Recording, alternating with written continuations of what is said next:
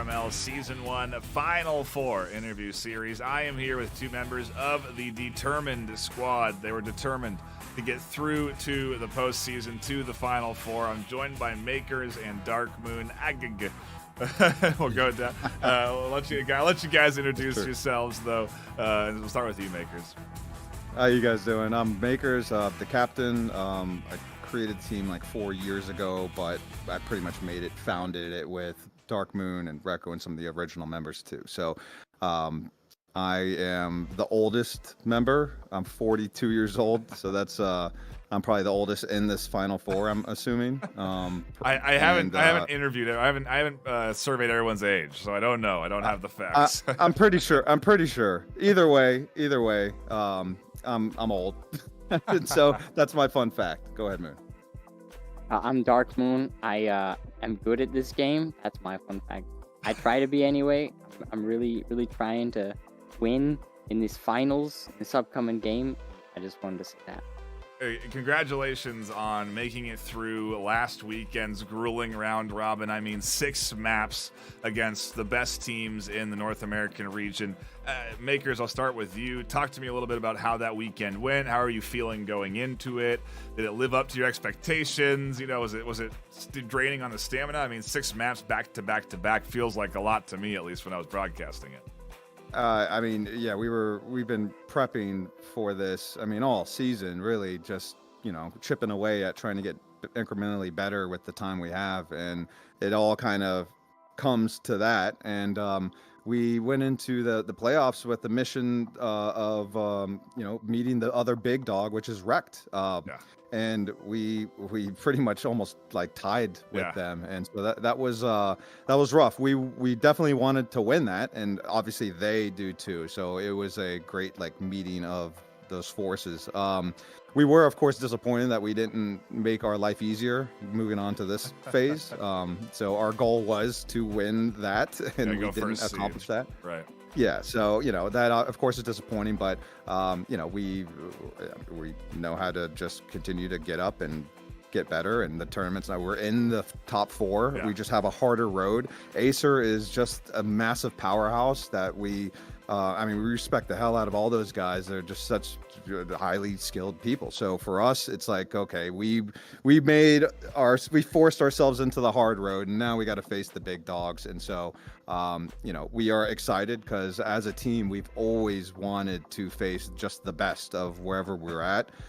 That's why we compete. And so for us to have, one team and another of just amazing players has been it's been awesome so far in the tournament, but we do know that we have a huge challenge in front of us, and we're going to do our best. Dark, talk to me a little bit about last weekend. There were some highs, there were some lows. What were some of the learning moments from last weekend? You had a sort of a surprise loss there at the later stage of that round robin. Oh yes, I believe you're referring to Global Dystopia, who we've been scrimming for weeks because they never give up. They're amazing at not giving up and pushing forward, trying to win, trying to do things. And they did things in that semifinals or quarterfinals, and it was devastating for us because they never did that before. So why could they do it now? Anyway, it was just they did a great job, and we didn't take it too harsh. I mean, it was certainly like a arrow in the shoulder and stuff, but it wasn't like we're doomed. So now we're really focused on semifinals, and we're gonna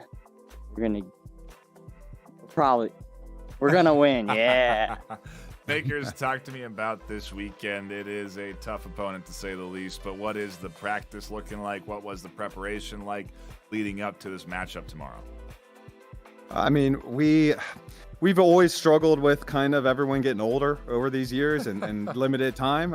And it's always nice to try to say, hey, let's flip the switch, guys. We got the big show coming right around the corner. But you know what? Like jobs and life and everything still takes precedence. So this week, we had to still do the best we had with the time we had, which we had, great scrims and thankful for all those teams that we were able to scrim leading up to this. We just wish we had more time, more preparation, because this is the biggest dog in our league. And it's like, we know we've played with them for years at this point. Some of those guys we played in other games for years as well, and we've known each other for such a long time. And it's like there's almost like we come from Hyperdash, so there's like Taquito and Achilles and some of these guys on their team that we've like seen, we competed with all these years, and it's like almost like I don't know, want to call it brotherhood, but it's like when you see, when you come from one game, seeing like the success. Yes, exactly. And so, it's great to see, but it sucks to have to go through them in order to get to the main show. Because honestly, we were hoping to get to the main show against them. That was like in our brain of like the dream scenario, and it would have been awesome to meet them in person and all that kind of stuff, and have that big show. So we have, regardless of the result this weekend, it kind of sucks because it's like that image we had in our mind is not going to be able to happen, because we have to go through each other. And so it's going to be a big match. I know they're going to be prepared. We're going to be as prepared as we can possibly be, and hopefully put on a good show.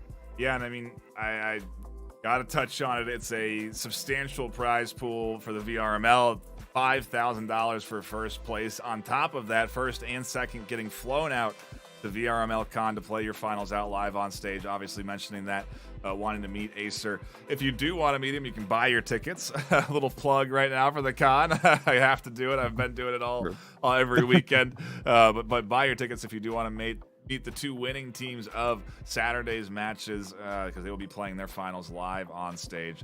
It's going to be a tremendous opportunity, and it's got to be fresh on the mind, Dark. Is the pressure at all something that you've been thinking about? Was it on your mind last weekend? Are you thinking about it leading into this weekend?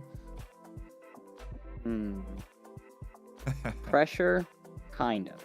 I'm kind of a low pressure, it doesn't necessarily matter type of guy, but it's very important. This is probably the most important tournament we've ever done, which is a big thing, because we've done a lot of VR tournaments. This one specifically, biggest, best, coolest thing, and going to land, that's something we've never done before. So we're gonna try our absolute hardest, and we're taking it very, very seriously. The last, let's imagine, let's dream. If you do defeat Acer here, you could be going up against Rector 8 Basils, two tough opponents. I don't imagine there's a whole lot of preparation going into that yet, but is the idea of laying something on the mind, being able to play on a stage, does that make you nervous at all, Makers? I mean, as the old guy, I've competed, in so many different things my entire life, and that's why I'm even a part of this thing, as my age. And so, for me, I've experienced and seen the different things, and I've been enjoying, helping the team in those scenarios. So, I don't know. We've been untested on a stage in a LAN, but I have a lot of confidence in my guys' mental strength and ability to understand the stage that they're on, the scene, and be able to focus on actually the mission in the game. And so the mental game of our team is real strong, and so I'm hoping that if that happens, we would shine on a stage instead of like have to worry about anxiety or adrenaline and stress and all that kind of stuff. So so we're looking really forward to it, because we're untested in that regard. We want to test ourselves there. Absolutely.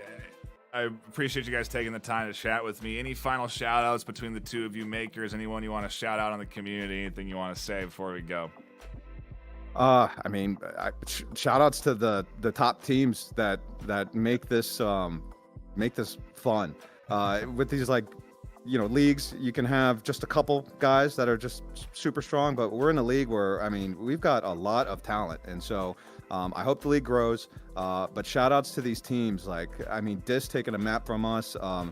Basil's is crushing it out of nowhere. I mean, Rex is a dynasty team. Yeah. Acer became a dynasty team out of nowhere, like insta dynasty team. So we've got a lot of this ingredients, and I'm just hoping that some of these teams that we're trying to break into that top do put some more work in, because I mean, this is like the most talent I've seen in like a VR league, and I hope it grows and becomes even more competitive. So I don't know. I'm looking forward to the future of VR league, and the shout outs to all my competitors, and keep it coming. Appreciate it, Dark Moon. And shout out to you specifically, Acer. Yeah. We're coming for you. Okay. We are. We're about to see it. Well, he's gone. Yep. I think Moon just went after Acer. I don't know. Thank you guys for tuning in. Thank you for taking the time to chat with me, Makers and Moon. I appreciate you guys so much. Best of luck to you in this weekend's matchup against Acer, and maybe we'll be shaking hands in real life in a couple of weekends. I hope so. Thank you very much. Yep. Appreciate it.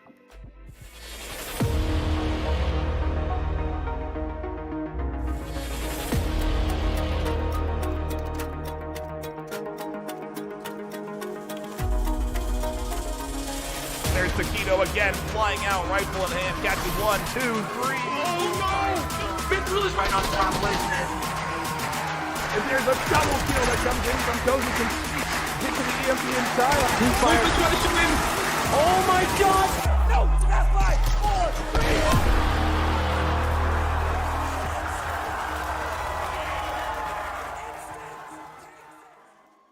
Welcome, everybody, to the NA VAIL Season 1 Final Four. My name is Nightfire with 2 E's. I'm joined by my co-casters, Chumbait and Gaijin, for today's journey into maybe some of the most important matchups in these teams' histories. These matchups determining who will be moving on to play in the grand finals at VRML Con, live on stage at Denver, Colorado, July 20th and 21st. Before we get into it all, though, Chumbait, I'll start with you. How are you feeling today? It's a big day for North America. I'm pumped. I had a bit of a breakfast just to make sure that I'm locked in for this, because this is going to be a lot for me to handle, just emotionally and just as a VR player. It's going to be a lot to take in. I'm really, really pumped, especially with this first matchup. I'm just really excited, Knight. Yeah, it's going to be an amazing series. Gaijin, we watched some fantastic EU games, some fantastic NA series last weekend. How are you feeling today?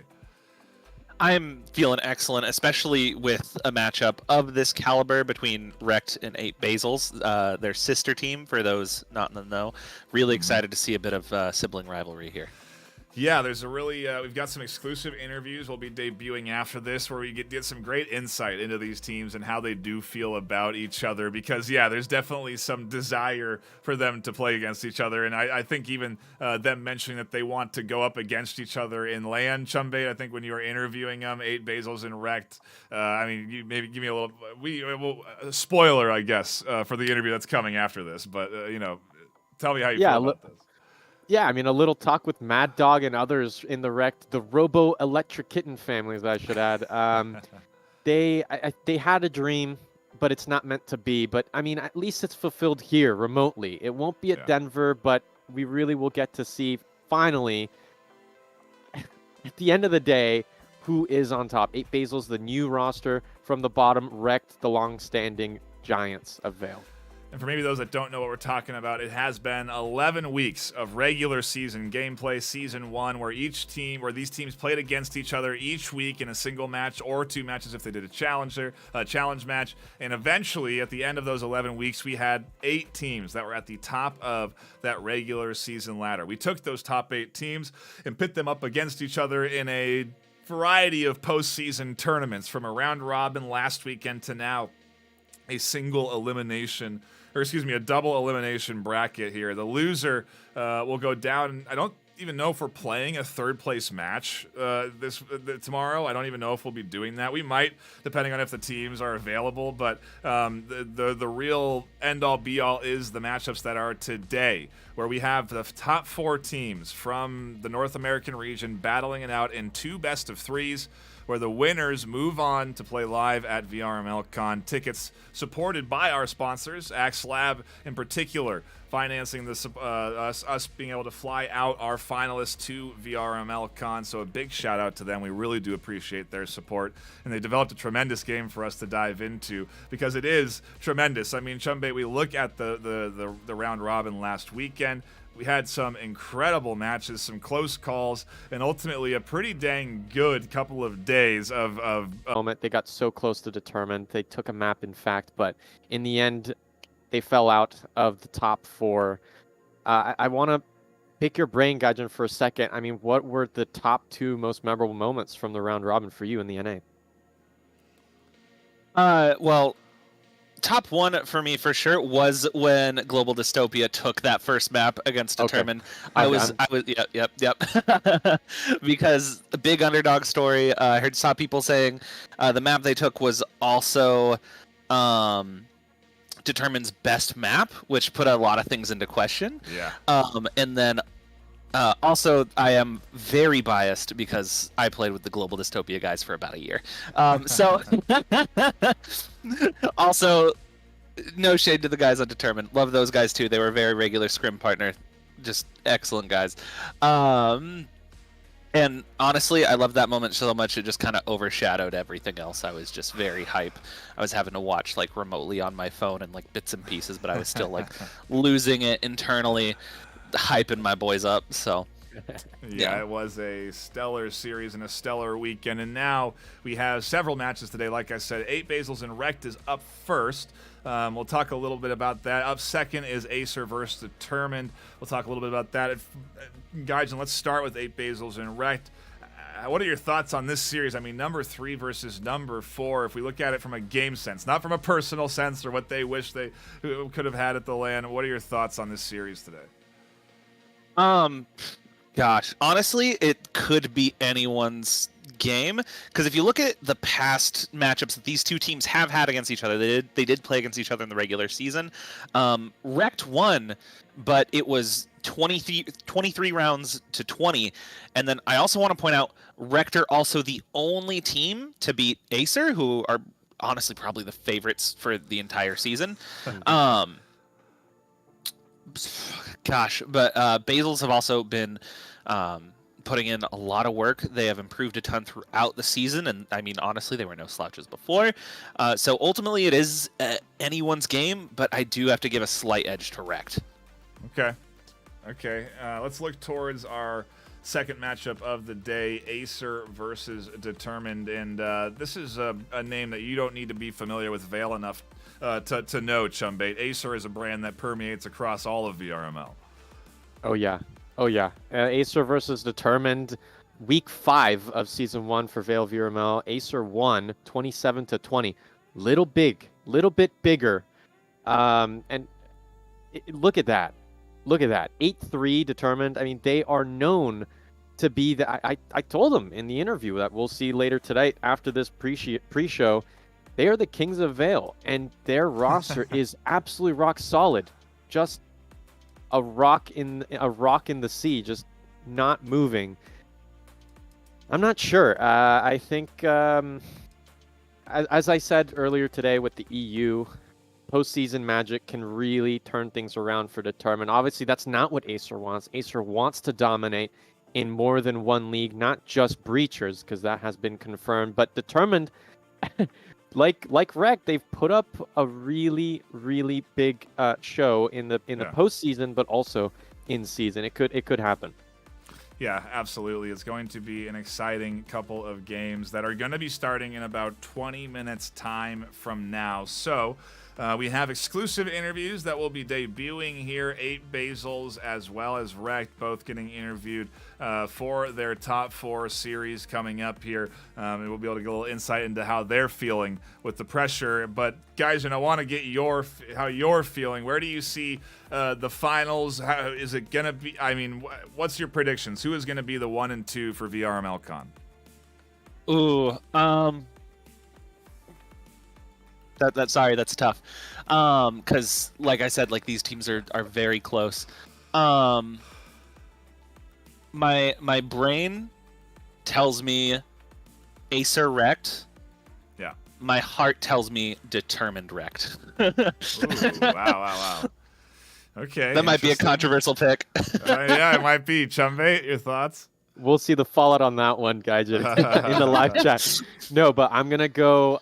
Yeah, for me, it's the underdogs, right? But then I also have to pivot to Acer just because of their sheer performance in Season 1. I'm gonna say Acer and 8 Basils at Denver. I'm going to go with the tried and true Acer wrecked. I think that's where we are headed this afternoon, but we'll see. I'd love to be misinformed, and we'll see what we get in our series today. A quick shout out to our sponsors, Axe Labs, coming in and again supporting us and being able to put in the $5,000 in cash to first place. They're contributing $10,000 in total that we split between both regions, and then additionally supporting us in flying out 2 North American teams to play live on stage at VRML Con in 2024. It's an incredible opportunity that's only possible because of Axe Labs sponsorship. We also have a bit of a exclusive to debut here today, a little bit of a hype up for VRML Con. We've got a brand new ProTube VRML stock will be coming to VRML Con. You'll be seeing this used for any of the people that are using ProTubes live on stage. I'll definitely be showing it off behind the caster's desk at the very least, and I'll be using this after the convention, I can tell you that. But it's an incredibly cool bit of promotional material there designed by the ProTube team, and we're happy to be able to tease it here this afternoon. I talked about it the other day, but it's so awesome. It's using that VRML Con design, and I can't wait to be able to show this off for the finals in Denver, Colorado. But again, our sponsors make some awesome stuff happen, including HyperX, $2,000 in hardware being given away at the convention.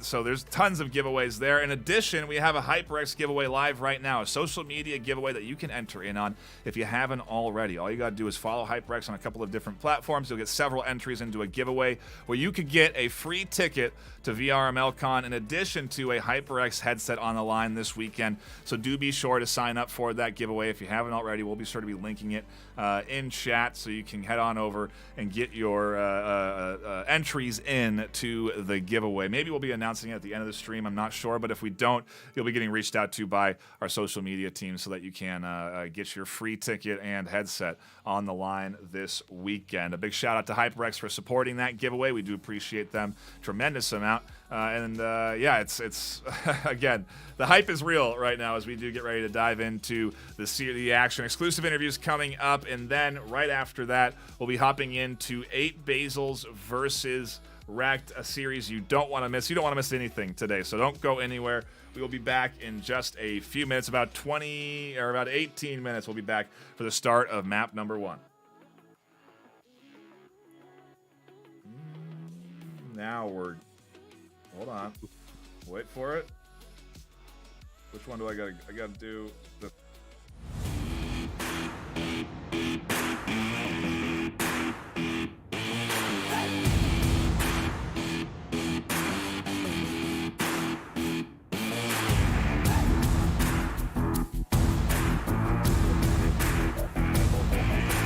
Welcome everybody to the VAIL VRML Season 1 Final 4 interview series. I am here with the illustrious 8 Basils. They have made their way into the Final 4. They're playing this weekend. We'll go through the list here. I have Afterthought, Arrival, Kirby Dog, and Skyla. Afterthought, we'll start with you. Maybe introduce yourself, your role on the team, and a fun fact about you or anything you want to sort of shout out. Yeah, I'm Afterthought. I got picked up most recently by this team. I mostly came to VAIL because one of my Pavlov teammates came here. But something about me, I was the Season 12 VRML champion, and I'm very well decorated on Pavlov. Awesome. Arrival? Hello, my name's Arrival. I'm on 8 Basils, and that's it. Excellent. Kirby Dog? I'm Kirby Dog. I have been doing VAIL stuff since pretty much the start of this new roster of 8 Basils, and I started out in Gun Raiders like 3 years ago doing this stuff, so I've been around for a while, and hopefully we're able to do as well as we can here. Go. Awesome. Skyla? Where do I have to look? Oh, a little bit to the right. to the there. There you go. Down a little bit. My name is Skyla. I've been playing this game for 3 years now. Yeah, I'm just here to play once when I'm alive.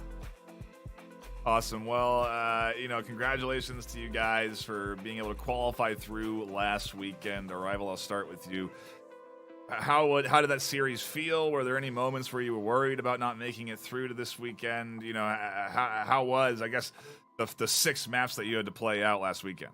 Honestly, leading up to it, 2 of our starting players, one is on vacation, one has work, so we had to really lock in as a group and come out with the win. I'm very proud of Afterthought, Kirby, and Skylar for showing up and doing the best they can, and that's why we're here now. Afterthought, it was a great weekend. Any moments where you were feeling a little nervous, or you feel like the pressure was on, or was it just another day of VAIL? It was mostly just about showing up and doing what we all do. It got really stressful when Kirby was having a bunch of tech issues, so we weren't sure if we were gonna have to 4v5. But everyone showed up, did their job mostly, and yeah, we got what we expected. Awesome. We've got a exciting series coming up this weekend. In Arrival, I'll start with you. What does the preparation look like for you as a team over the course of this week, leading up to your matchup this weekend? We're scrimming right now. We have a scrim today, and this is our final scrim today, so we're just really making sure that we get good sleep and wake up and take care of business tomorrow. That's pretty much it. It is just around the corner, and Skyla, I want to go to you here. Are you feeling the pressure of the VRML Con around the corner now? Because it is just one series away from you guys qualifying on for your free flights out to Denver, Colorado. Pressure? I feel like I have to say yes, but not really. I'm used to pressure situations, but Good. I'm just excited if we make it through to go there if I get my ticket because I live in France, but who knows? I'm excited. Okay. Well, yeah, that might be a bit of a tough Yeah, tough issue there. Kirby Dog, it's a big weekend coming up, and again, that VRML Con on the horizon. Are you sort of, is that something you're thinking about this weekend? Is it in the back of your mind, or is it just, again, another series? It's pretty much been nagging in the back of my head for the last 4-ish days. I have been extremely excited. I watched over the IVRL Miami VAIL Major. I have been watching VAIL Comp for a long while now. That I am super excited to be able to be this close. We are right there to be able to make it and do our own land. That it is extremely exciting to me. That I've been watching for a long time, and now to be able to actually do it potentially is mind-blowing. I mean, speaking of Arrival, if you do make it past your matchup this weekend, you'll be flown out to the convention to play live on stage. Anything that you're going to be doing to specifically prep for the con environment versus in your own room? I want to prepare so I can cry on stage. Cry and joy, I assume, right? Exactly. And give everyone on my team the biggest hug in the world. Except me. Yeah. Virtual hug. Oh, yeah. There you go. It is, again, a big weekend for you. The best of luck to you as a squad. Before we go, any quick shout-outs from anyone here this afternoon? We'll start with you, Afterthought. Anything you want to say to the community before you go into your matches this weekend? I don't really think so. All right, Arrival. Shout out Akari. Shout out Blue. We miss you. And shout out everyone else that's making it in the top 4. Awesome. Kirby Dog? Absolutely. I am super excited to, hopefully, as long as Saturday goes well, hoping to be able to see some of y'all at LAN. I am so ecstatic about this. It has been huge. That I know even if we do, for some reason, lose tomorrow, that our run has been amazing for a team that's pretty much a fully new, fresh roster next to what was even in prior leagues and prior seasons. That I'm extremely happy with what we've done and shoot to the top. Awesome. Skyla, anything to shout out? Shout out to Fizzy, my boy, Eternity Man for real, and that's it. Awesome. Well, again, thank you guys for taking the time to chat with me this afternoon. Best of luck to your matchup with, I think, Rect this weekend is going to be an incredible series. Can't wait to tune in to it. And maybe I'll be meeting you all in person and shaking hands in person at VRML Con in just a couple of weekends away from now. Again, best of luck to you all. Thank you. Absolutely. Thank you. Thank you.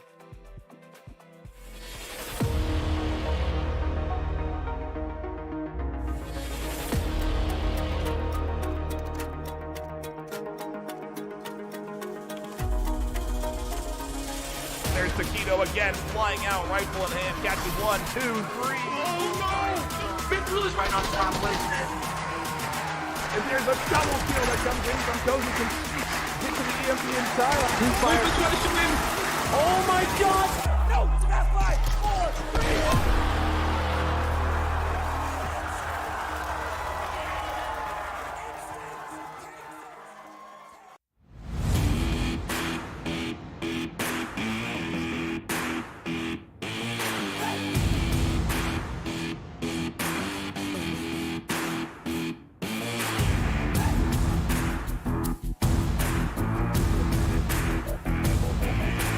Welcome, everybody, to the VAIL VRML Season 1 Final 4 interview series. I am here with the #1 seed from Group A, Team Rect. I have Rise, I have Kiwi, I have Fizz, all joining me this afternoon.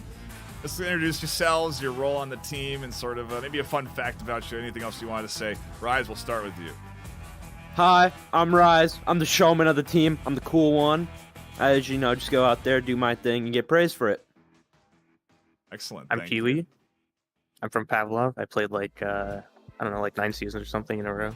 Now I'm playing VAIL because kind of died.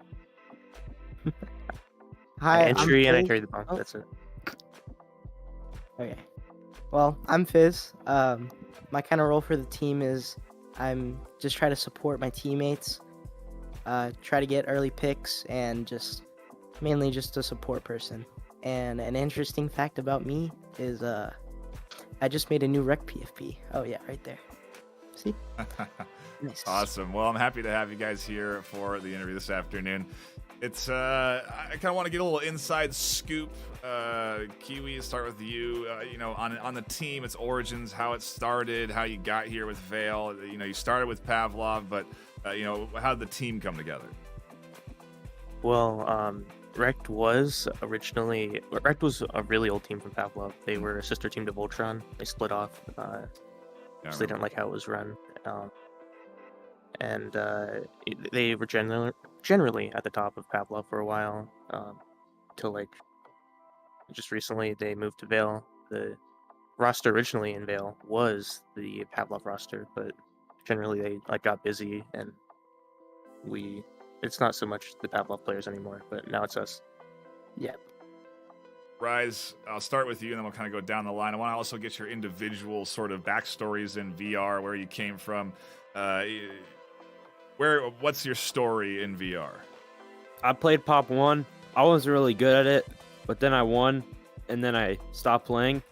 And then I went to VAIL, and then I kind of went through, like, I think 4 rosters before I ended up here. So that was pretty cool ending up here. Now we're 1 game away from going to Denver, Colorado. Oh yeah, we'll get into that because that's definitely on the mind. Yeah. Kiwi, what's your general story? I guess you've already kind of gone over it, but kind of how did you start in VR? Well, I don't know. I just played for fun, and it just so happened that it just worked out this way. I find it fun to compete and try and better myself over time, and this is where it led to the top, I guess. Awesome. Fizz, what's your origin story in VR? So I actually started in Rec Room, and there was a random like old guy in a paintball lobby that introduced me to like comp in the game, and that's kind of what started my comp career for any esport like VR game. I went to Rec Room, and then my friend Julian actually on Acer, he showed me VAIL, and for a while now I've just been playing it, and I recently got on Direct. And yeah. Awesome. Well, it's been 11 weeks of regular season gameplay, a long season to go through. Kiwi, as a team captain, you know, how did you feel with the regular season performance? Were you pretty happy going into the postseason with where you sat? Well, I'm not the team captain, but I was pretty happy with the performance. Well, who is the team captain? He's the co-captain. That's the most we have. He's in Italy right now. He left us, but he said I can be captain for the meantime. Oh, well, I don't know. I need that in writing, I think. Yeah, I'll give it to you. Okay, then the temporary captain Rise. I'll direct that at you. You know, how did you feel at the end of the season? I felt not that good because we ended third, and I felt like we could have done better. But third is still pretty good, so I feel like there was things we could improve on that we did into the postseason. Yeah, the postseason performance was stellar. Kiwi, were you happy with how the postseason went? Obviously, you're here in the semi, you know, first seed, went 5-1 in that postseason. Outside of going 6-0, I mean, what more could you have asked for? Yeah, I was happy with it. I wasn't even necessarily expecting that to happen. I was kind of nervous going into it, but it ended up working. And let's talk about the nerves a little bit, Fizz, as we do get into the semifinals this weekend. It is everything on the line. It's do or die. If you win, you advance on to play live at Denver, Colorado at VRML Con July 20th and 21st. I mean, how are you feeling right now with that on the line? You know, it sounds probably surprising to most people, but I'm very calm. I'm just trying to calm my nerves that I have, and I don't know. I'm very confident that we could do this because of how we done in the quarterfinals or the round robin more. But yeah. Yeah. Well, it's going to be some stellar matchup. I'm very much looking forward to it. Kiwi, if you do get to the VRML Con, are you going to do any sort of prep? What's the training regimen going to look like? Are you guys going to blare audio? You know, what's going to be the live stage preparation that you're going to go through?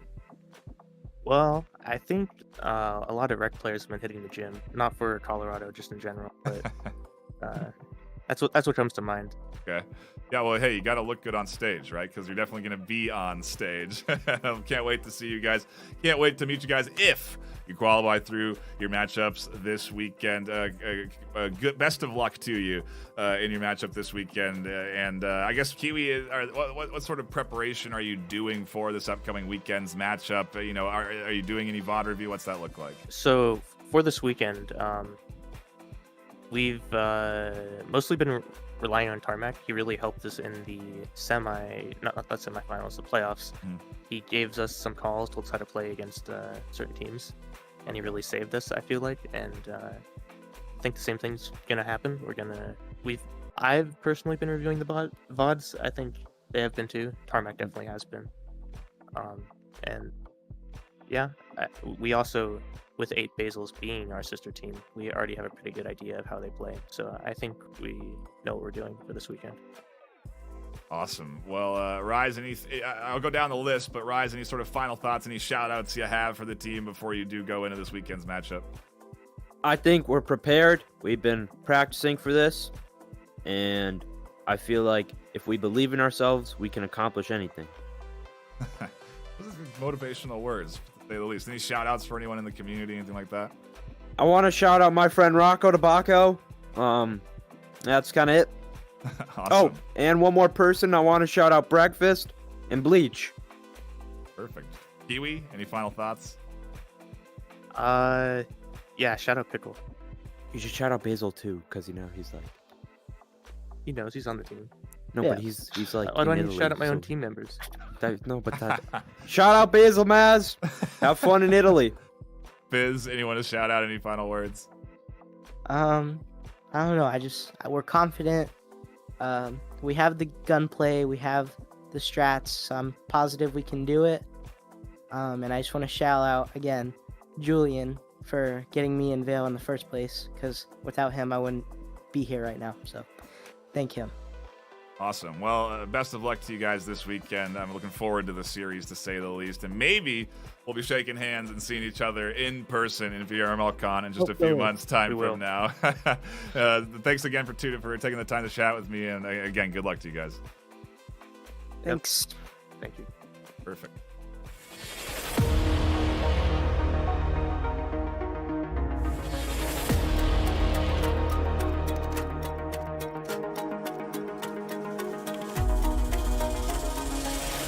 Taquito again, flying out, rifle in hand, catches 1, 2, 3. Oh no! Basil is right on top placement. And there's a double kill that comes in from Cozy Conceit. Hit to the EMP inside. Movement trying to shoot in. Oh my god! No! That's 5, 4, 3.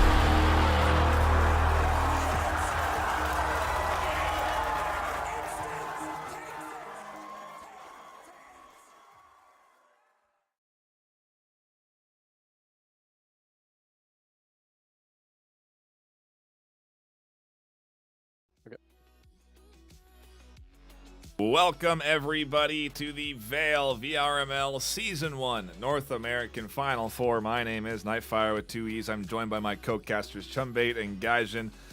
And gentlemen, we are in for a tremendous couple of games. 2 best of 3s, starting with Rekt versus 8 Basils, number 3 versus number 4. This series coming up in mere seconds from now as the lobby is almost full. The players nearly ready to go. And guys, I'll start with you. Your thoughts on this series. I know we talked about it just a few minutes ago in the pre-show, but not everybody was there. So how do you feel about Rekt versus 8 Basils? I'm giving a slight edge to Rekt, but it is anyone's game. You look at the season record, both of these teams had 9 wins and 3 losses.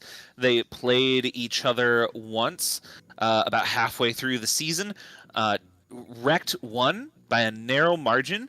Basils did take a map, but it was 23 rounds to 20 respectively, favoring Rekt. So today, this could be anyone's game. Gonna give the go-ahead to start here, so limited time for you, Chumbait, but we're about to dive into map 1. Your thoughts on the series today? No, good. No, please do keep it short for me. I think I'm just an admirer of these players. 8 Basils went up against Acer. They lost both maps. Both were pretty much the same scores, and in general, Acer kind of punished them on the holes that they left out in their defense and offense. I hope that'll be the case for 8 Basils this time, kind of coming back and redeeming themselves against Rekt. But then again, I think Rekt have been so strong. Yeah, I really have no clue. I hope it will be 8 Basils, though, than you guys. Here we go, diving into map number 1. Where are we headed? It looks like we're going to Miru to kick things off for our opener here in this best of 3 between the 2 teams. We'll give the go-ahead that we're good to go, and we should be kicking off round 1 here with, who is it, 8 Basils on the defense and Rekt on the attack, or do I have that wrong? Yeah, Rekt you've got him right. defense? You've got him right. Yeah. Rekt on defense, 8 Basils on attack, and here we go. Round 1 kicking off with Kiwi here, tossing a nice nade into that back corner. Counter frags and a rival connects to kick things off with an early nade. Skyla over the top, and B-side is in full control of this 8 Basils squad. Kirby did go down. Tarmac found an 8 kill, but nothing in response to this huge play by 8 Basils, swarming the B side. Pistol rounds, a success as they continue to whittle down the Rekt players. Rise takes the kill. They want more. They're on the scanner. They finally get the pick. It's Fizz. Rise refragged. Fitz pushing through. They do make it. Skyla needs one more. Mad Dog has no kills yet. They're going to swing. They're going to swing the shots onto Mad Dog and Fizz. Comes out on top with 13 seconds left. And, well, I mean, come on, guys, and we're kicking off round 1. Oh, my goodness. That was such an excellent initial take by 8 Basils, but they allowed themselves to get isolated, and Fizz clutched out the round with massive heroics. Oh, my goodness. Excellent play from him. And then, yeah, like we see, like on this take, a trade of very good nades. Kiwi's there was just a little bit too late, and then gets taken out by a nade from the opposition. But goodness, what an excellent round. Just kick us off here. Right into it. Here it is, the North American semifinals. One of these teams is making their way to VRML Con in July. The other is having their season done and dusted. And, well, that's enough to make you a little bit nervous, Chum. Every single round, I would imagine. Yeah, no, I would definitely say so. I mean, 8 Basils, round 1. Gaijin said it so perfectly. Huge nade kills and Fitz with the legendary pull. I think 8 Basils wants to give Rect whiplash, because that's what I got at least. A huge push onto the B side, and now they're just taking their time now. Nades coming just short, and we're at a standstill here on Miru.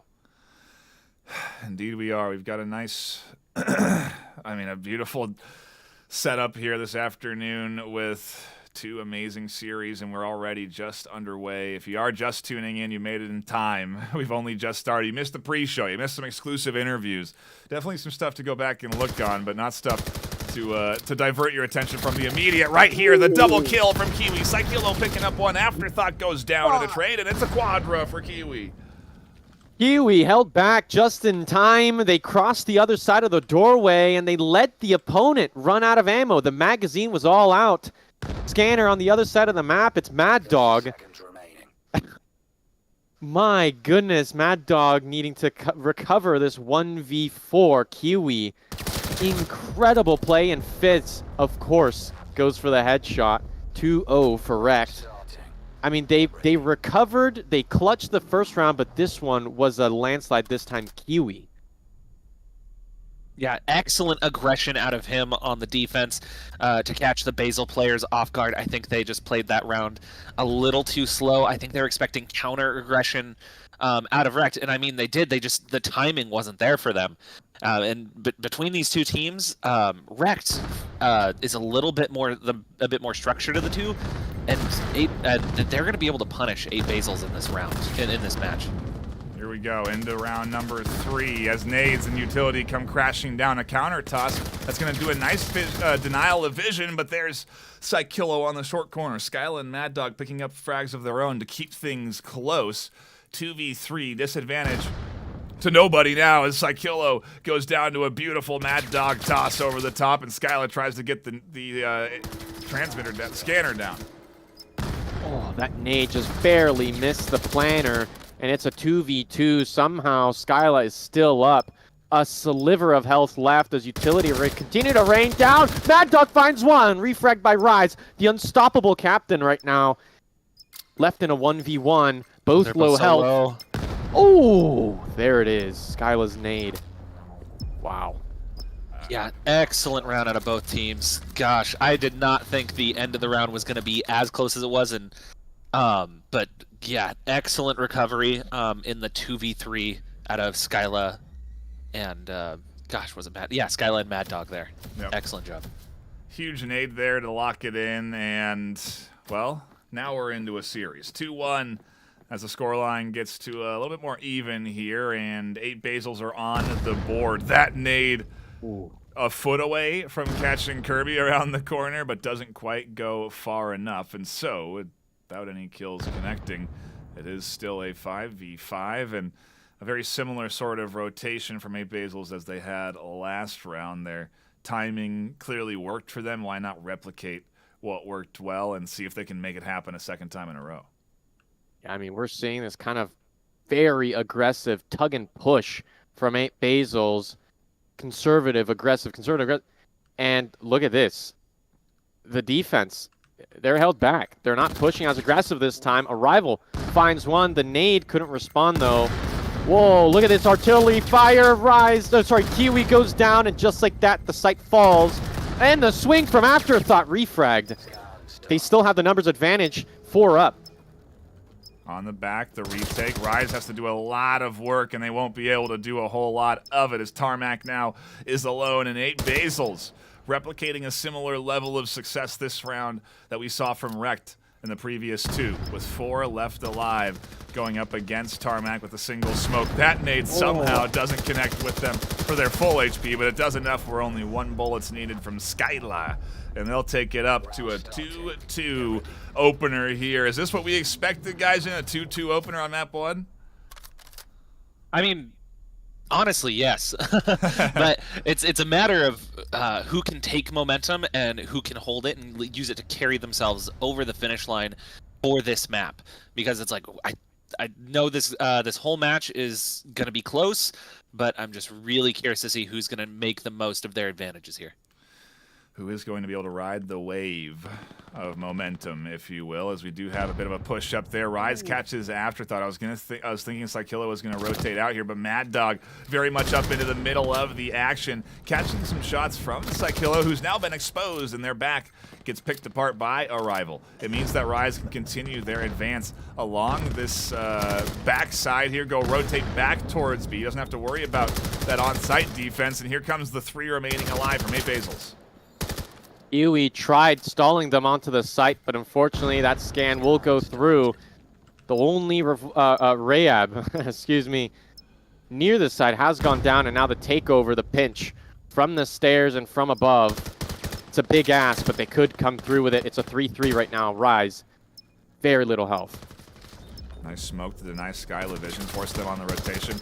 Rise is pushing in, and on the back we have a trade. Kirby and Tarmac going in a 1-for-1. Rise needs to clean out this defense, and as they swing the smoke, they'll go down. Skyla looks for a double, and they'll pick it up to clean up the final, well, their round and push themselves up 3-2 for the first time in this series. Yeah, we see Rect taking some risky peeks there that I normally wouldn't. I feel normally they wouldn't do those, but 8 Basils taking full advantage of them, getting those opening picks, and then setting up for an absolutely clinical post plant, and then Skyla, of course, gets a nice double in the process. Excellent round from 8 Basils.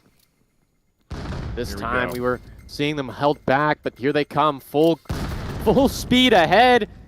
Utility and nades, smoke out far on the site. Big nade by Silo. Afterthought catching Kiwi, but a double by Silo. Finally refrag by Skyla. An 8-2 KD. The B site is now being picked apart. Fizz and Rise on the flank. There's only Afterthought left. As everyone goes down in a flash, their speed works against them. Scanner down on site, able to be planted by Afterthought, but maybe B is an afterthought for Afterthought, and maybe they'll be rotating to A now, a scanner in their hand and the options available to them. Oh, what a move. I mean, guys, and I think this rotation is brilliant, but yeah, Rex seems to be catching on. No, absolutely. Rex seemed to be giving 8 Basils just a little bit too much space.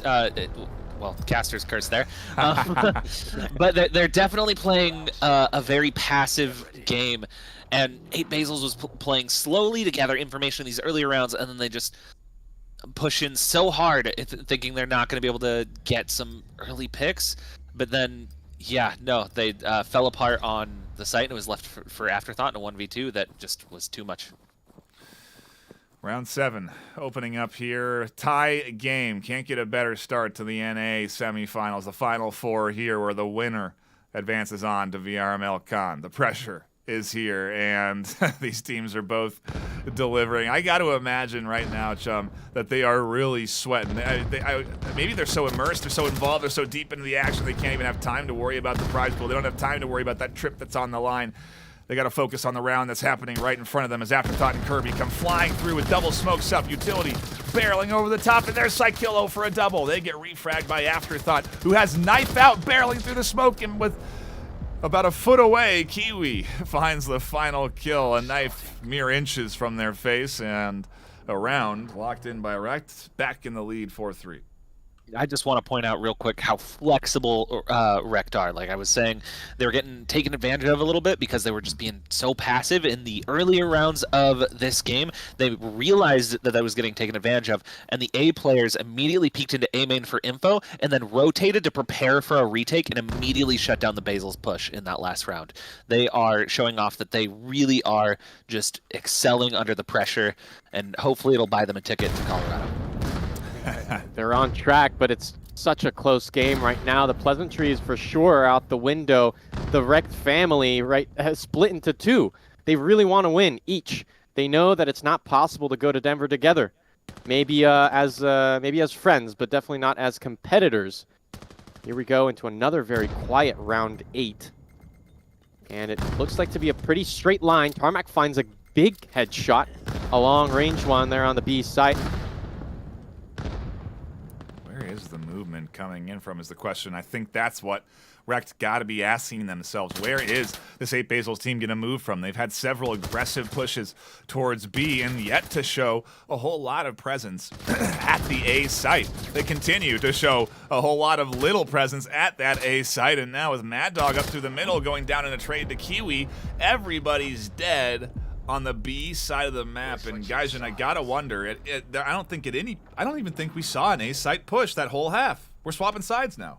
Yeah.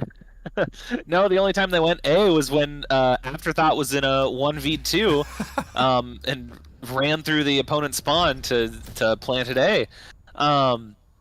Yeah, but 8 Basil just kept hitting B, and Rect were able to adjust to it, and while it was a 3-3 at one point, Rect were able to get that 2-round lead, and if they're able to extend that lead with this pistol round, this could be huge for them.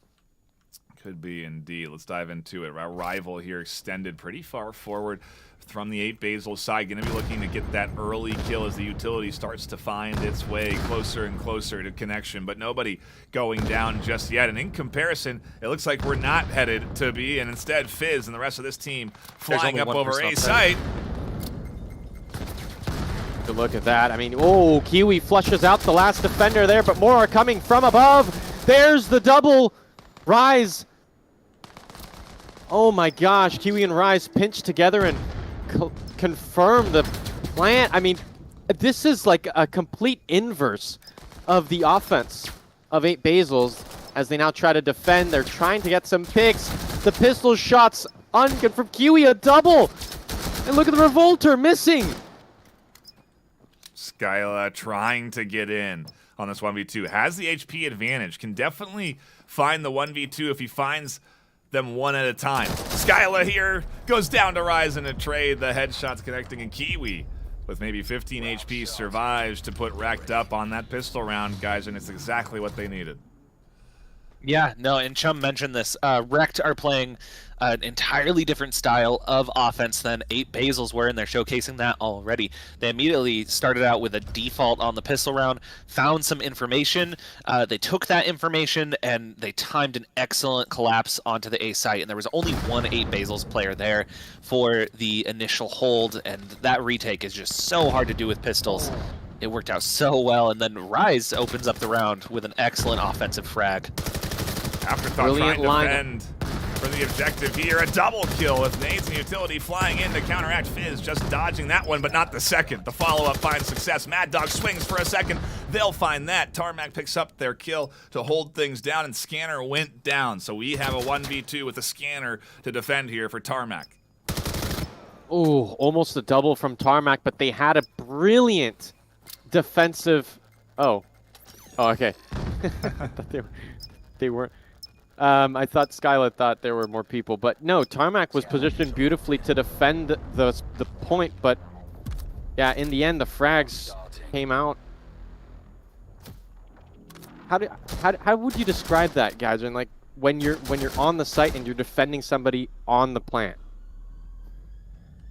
When you're defending someone on the plant, gosh, I don't know. Post plants like that are just so hard to play, honestly.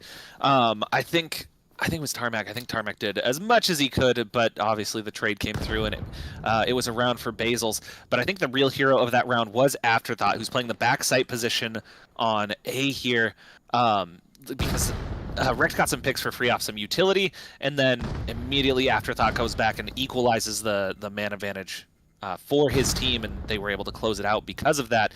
But we're trying to we got to see who the more coordinated team is here, not just who can put up the one-man heroics. Absolutely.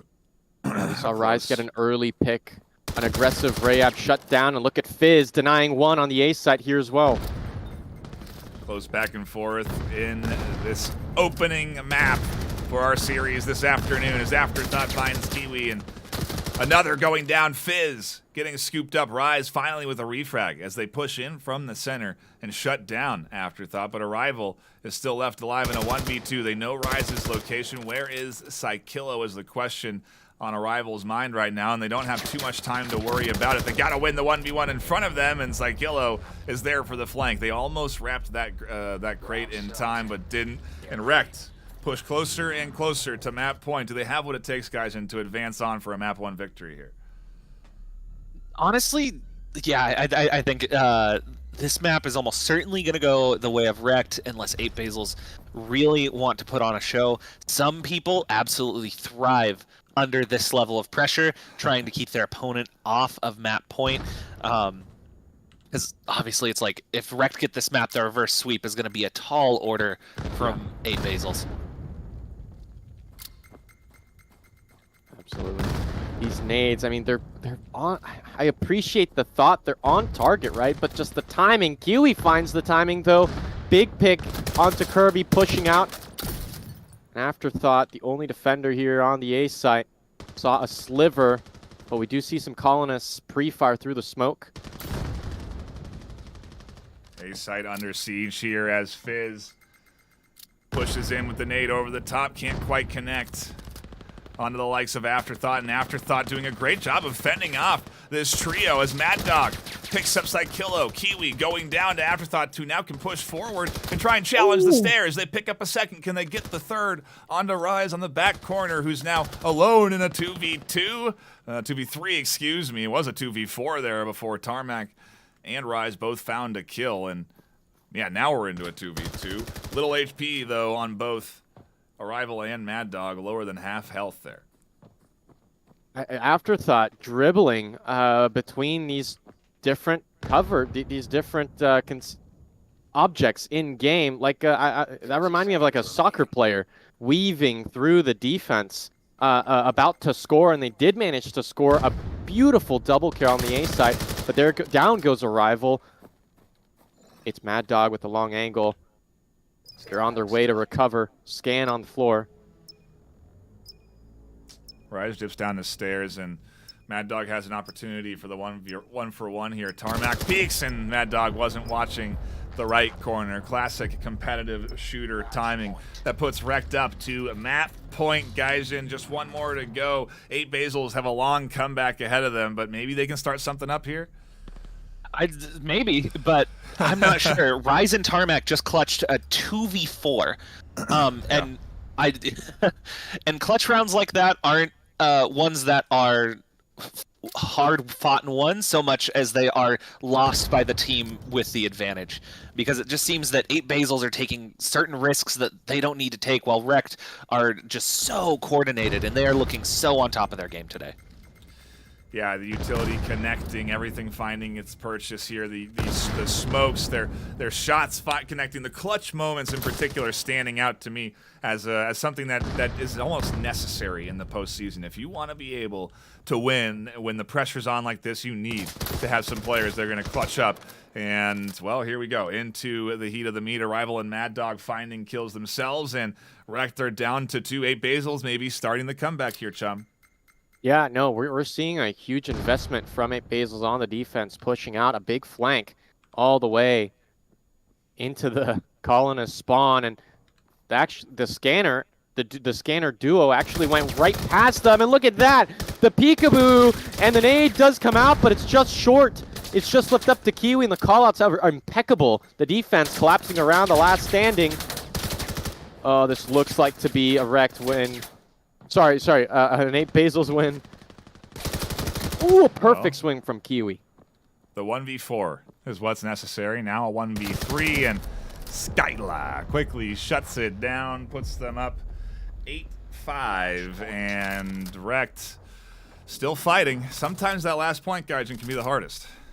No, honestly, especially with this much pressure on it, because this will be Wreck's second appearance at an in-person tournament if they make it, and like that tells you the caliber of a competitor or a team is how they perform under pressure. Scanner now coming back up onto site. Making their way up, very aggressive, and Kirby does get punished. Mad Dog headshot onto Psy. The utility is just perfect, and look at this swing from Fizz, just trying to find him. They can't, though. Mad Dog and Afterthoughts are weaving through the smokes, dodging this utility barrage, and Tarmac says enough is enough, finds both of them. and is looking for more in a 1v2 now. This could be the 1v4 for them. They could clutch this up for Rekt right now. HP leads into their favor a slight degree. It's all about finding their opponent. Where is the scanner is the question, and if 8 Basils know that, then it's going to be much harder for Tarmac to pick off this 1v2. Arrival, if you give them a haircut, they could go back to the tent. That's how low health we are at for the 8 Basil's defense. Tarmac handled 2 beautifully there below the ace site. Whether they can do it again here for the last remaining defenders, that's a whole nother discussion. Just a few tense moments separating us from a 1v4, and Tarmac finds the first. Where's the scanner? There it is. Skyla is rotating here to defend, but they're not going to make it in time before the scanner goes down, and Tarmac took a little too long trying to get it down and ended up getting caught out in the open there, Gaijin, but it's another point to 8 Basils. No, it is. They are definitely closing the gap. But again, Tarmac, he pulled off the 2v4 with Rise earlier, and he almost pulled off the 1v4 saying, screw it, I'll do it alone. Like, he played that so beautifully, and based on how long it took for the scanner to go down, I don't think he lost that any fault of his own. I think it might have been an issue with the scanner, as we've seen before, but still, excellent job out of here. All Rekt needs is they're just 1 inch from the finish line on this map. They just need a little bit, and that might be enough. That might be it. Oh boy, huge nades utility. This is the king this afternoon as everyone comes alive, and Arrival has to pull off maybe the impossible. 1v3, finds 1, can't get 2. All up to Mad Dog in a 1v3, not impossible. The clutch can happen as they find the first of 2, a first of 3, now 2 more left. It's up to Mad Dog. They were the carry just a week ago against Acer, but they got to do it again where it matters most, against their own friends and family. It's a 1v2, and I'm hearing shots out from Mad Dog. Yeah, I think he's trying to bait the peak and doesn't get the bait they were looking for. Psychillo will pop the corner, and it's the map 1 into the hands of Rekt. 9-6, guys, and hard fought to say the least. Yeah, no, honestly, I thought Rekt were going to take it 9-4 after the pistol round for their offensive half. Yeah. But a few rounds just came down so close, came down to the wire. 8 Basils were able to take advantage of some of those rounds through individual heroics, but Rekt's coordination just proved to make them the better team today. At least on Miru, we'll see what happens on the next map. I do want to point out there, Rekt do have Tarmac playing, who designed that map. Let's see if it gave them a buff or not as we move on to the rest of the series. Yeah, he definitely, there's no secret cracks or anything, but they definitely know the map well. They know the layout, to say the least, and if there's ever anybody to be flanking, it would be Tarmac. And I have heard players shout out Tarmac before, saying thanks for the map. And, well, I'll say it here again. Thanks for the map, Tarmac. We appreciate you. As, again, a fantastic series for us to tune into, filled with highlights. And I do want to get into a couple of these highlights where, we start with that double kill coming in, that's locked in by Skyla. We go to some huge nades, the single 1v1 nade tossed over the top there by Skyla. How many times are they going to appear in this? Who knows? Kiwi here with that triple kill, the quadra, on the trade.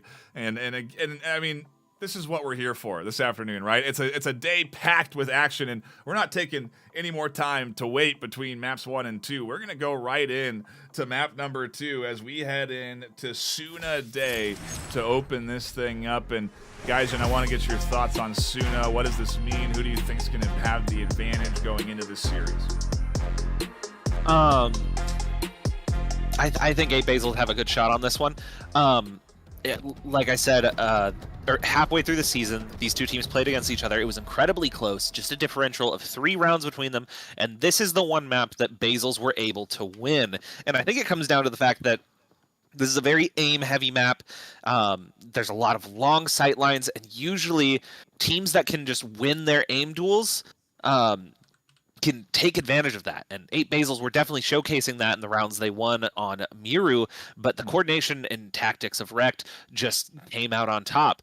And you can't rely on that quite as much as you can on a map like Miru, so let's see if Basil is able to take advantage of that as Skyla just runs up long.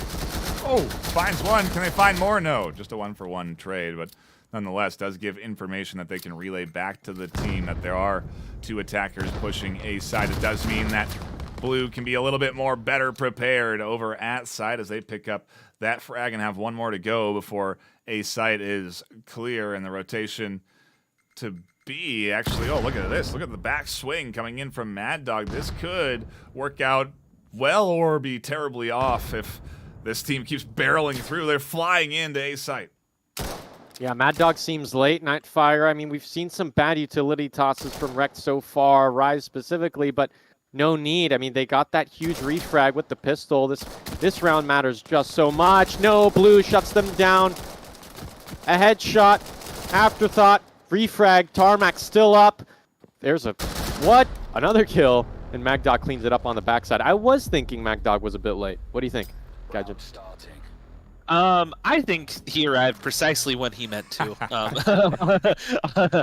On a maybe a tad late, but he was creeping through the lower tunnels to flank the A main push for quite a while. It just so happens that his teammates were also able to win their fights, keep that last remaining player blocked in, and yeah, got Tarmac in the back at the end of the pistol round there.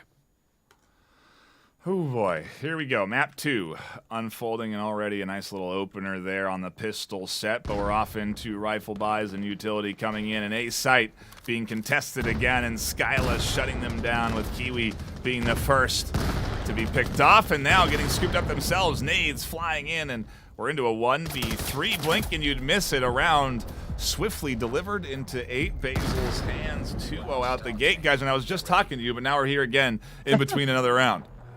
Yeah, no, that didn't look like the Rekt we just saw on Miru. That one looked a little disjointed. It did come down to the Basil's players just winning their gunfights, taking the advantages they could, but like Kiwi was fully up A long alone with the scanner, and it looks like Rekt are changing it up after that round went south so fast. They're running a bit of a default. They're going to get some information, but they are slightly favoring a B take with the scanner here.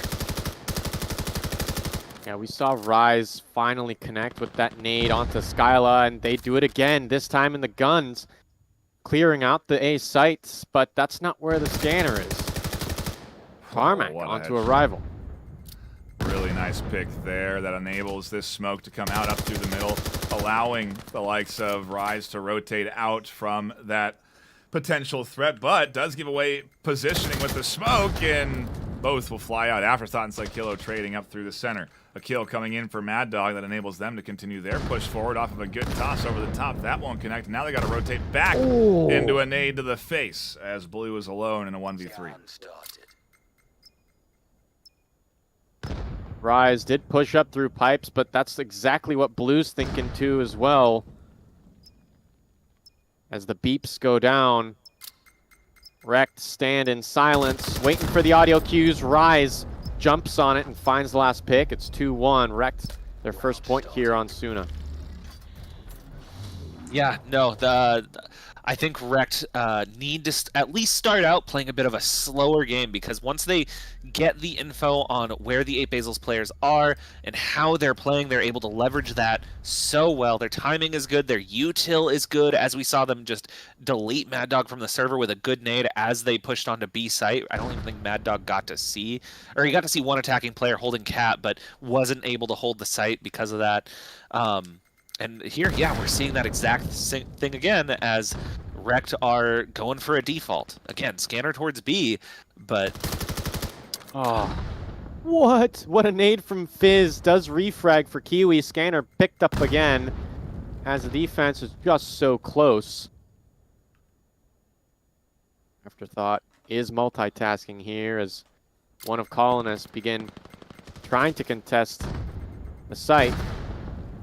Smoke's out. How long do you stay down that long hallway? A little too long, so it seems, as Fizz and Rise both find kills themselves. And now Fizz pushing up, does not connect onto a rival who's able to fend off that B-side push, but not the B-side flank. And it puts Blue alone up against the likes of Rise in a 1-for-1 that would start the 1v4 they would have needed, and instead we're tied 2-2. This feels familiar, but in reverse. This is how we started map 1, but it was Rekt who started with the 2-0 lead. Yeah, no. Again, still an incredibly close map, and I think it's just like we see these Basil's players taking these aim duels because they know they can win them, but then Rekt are repositioning, they're grouping up, they are very cleanly taking sites and overwhelming the remaining players. They're saying, okay, you're always going to win at least one aim duel, but can you win 2 when we swing together as an entire unit? So we haven't seen the full send since I think they tried in those first 2 rounds. They're still doing that 3-2, 3-1-2 split sort of style here, but it is now a little bit more of a stack on this side. Fizz will find the first kill. It prompts another smoke to come out to deny vision on the corner so that they can send themselves all the way up to B side. It does mean that Mad Dog will toss a nice lob nade over the top, spring their head for a first kill, make it a second. There's a triple locked in by Mad Dog over the top of B, and Rise is alone. Incredible play by Mad Dog. I mean, they were hearing those audio cues, using that smoke tossed by, I believe, the colonists, using that as extra cover as they prepped the nade, found Fizz. Sorry, as they found one of 8 Basils and then found the other 2 with their rifle. I mean, just a masterclass on multitasking and just perfect coordination. Mad Dog will hear these footsteps, swings, and there's the 4th. Oh my gosh, 4 kills here on round 5. Excellent round out of Mad Dog. On the previous map in the chat, he was getting some criticism because he wasn't putting up a performance that we're used to seeing out of him. But like, I think he just silenced the haters. That was just an excellent hold, excellent timing on all of his peaks, hit his shots, landed an excellent nade before he even exposed himself. Just the absolute hero play out of him.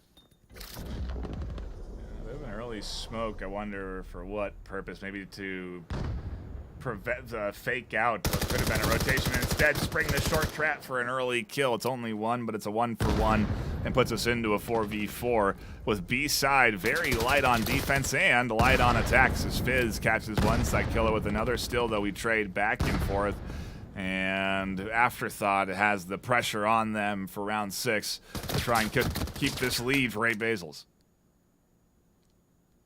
Drop down from Afterthought as Fizz drops down like Batman, catches that pick, and here comes Colonists trying to clear out the last straggler from Rayab's side. Nades on mid, and here comes the push from Skyla. Are clearing out corners. Oh, beautiful pre-fire from Tarmac. Finds the last kill, making it 3-3 here. Yeah, no, that would like, it looked like Mad Dog was feeling himself after that beautiful B hold, and then took a risk on the peak for B long, got the scanner down, but immediately got traded, and Rekt were able to capitalize off of that, because when you're a man down as an attacker, you can coordinate and you can just collapse on a site still, but when you're man down as a defender, you got to wait for your teammates to rotate. So Rekt took advantage of that, overwhelmed the B site, maintained a man advantage after that opening pick, and yeah, great job from them. See how Mad Dog holds down B site here as the duo pushes through, smoking again. A very similar position to where they were at the last round. This time they'll find 1, not 2 again. A 1-for-1 trade on the corner, and B site is left light on defense. But it's a 3-for-3 this time. And with a rival tucked in, Psychillo's going to have a bit of a tougher time pushing down here. It is going to come down to timing, as a rival does decide to peek out. Does get a beautiful nade toss, and that's going to connect right onto the head of Psychillo to put the advantage into 8 Basils 3-2. Oh, Skyla coming in clutch. Almost a double headshot, but Tarmac did get domed. What a wraparound. Gaijin, were you looking at that while it was happening? Talk to us. Yeah, no. Skyla pushed into A long and just wrapped all the way through the attacker spawn, and then caught the last two wrecked players off guard from behind with the late flank, and timing could not have been better there. That's one way to get things going. Yeah, round 8, we're a little bit far from knowing exactly who may win, but right now, 8 Basils are ahead. Could go very wrong. They like the scanner coming this way. I don't know, but here comes a possible engagement here on mid. But Kiwi and friends aren't aware this defender just ready to pounce. Mad Dog, I mean, just doing so much work here on the site. Yeah, they're ready to pop up at any moment, and down goes one. Another early kill there. This time Mad Dog wants to make it 2, but can they? As they battle against Kiwi, they will. Finally shutting down the side there again off of that last clutch play. They'll find themselves another double, and Wrecked are looking to go 4-4 off of some big kills. They need 4 down in a 2v4. They've got 1. And they've got the HP to potentially make this happen. Punished on their aggression. Mad Dog headshotted by Rise. Fizz doing some work, calling us a read, taking the site. But where's the scanner? Long angle. Fizz, not Rise. Get out of here. 11-5 KD. Wow, absolutely heroic round out of Fizz and Rise. Rise especially did the heavy lifting on that 2v4, but that's the second 2v4 he's been a part of for 8 Basils. 8 Basils are just giving Wrecked a little too much to work with, even though it's 4-4. If they lock in here, they could give Wrecked a little bit more of a run for their money as we finish out Zuna. We swap sides. We go to the pistol round, and it's now Rex's turn to defend and 8 Basil's turn to attack. They've done a great job on the defense last round. We'll see how they do now on the attacking half, and if Wrecked are going to be able to replicate a similar successful defensive half as nades and utility connect for kills on both sides, and the pistols opening up over the top of B that lead to what seems to be advantage in to the Wrecked defense as Fizz battles back another advance in a trade 1-for-1. Kiwi, Mad Dog, and Blue both finding some kills there, and still the fight over B unfolds with Fizz finally coming out on top and Blue being alone and down. Incredible. Yeah, no, excellent round out of Wrecked there. 8 Basils did a pretty hard commit on B.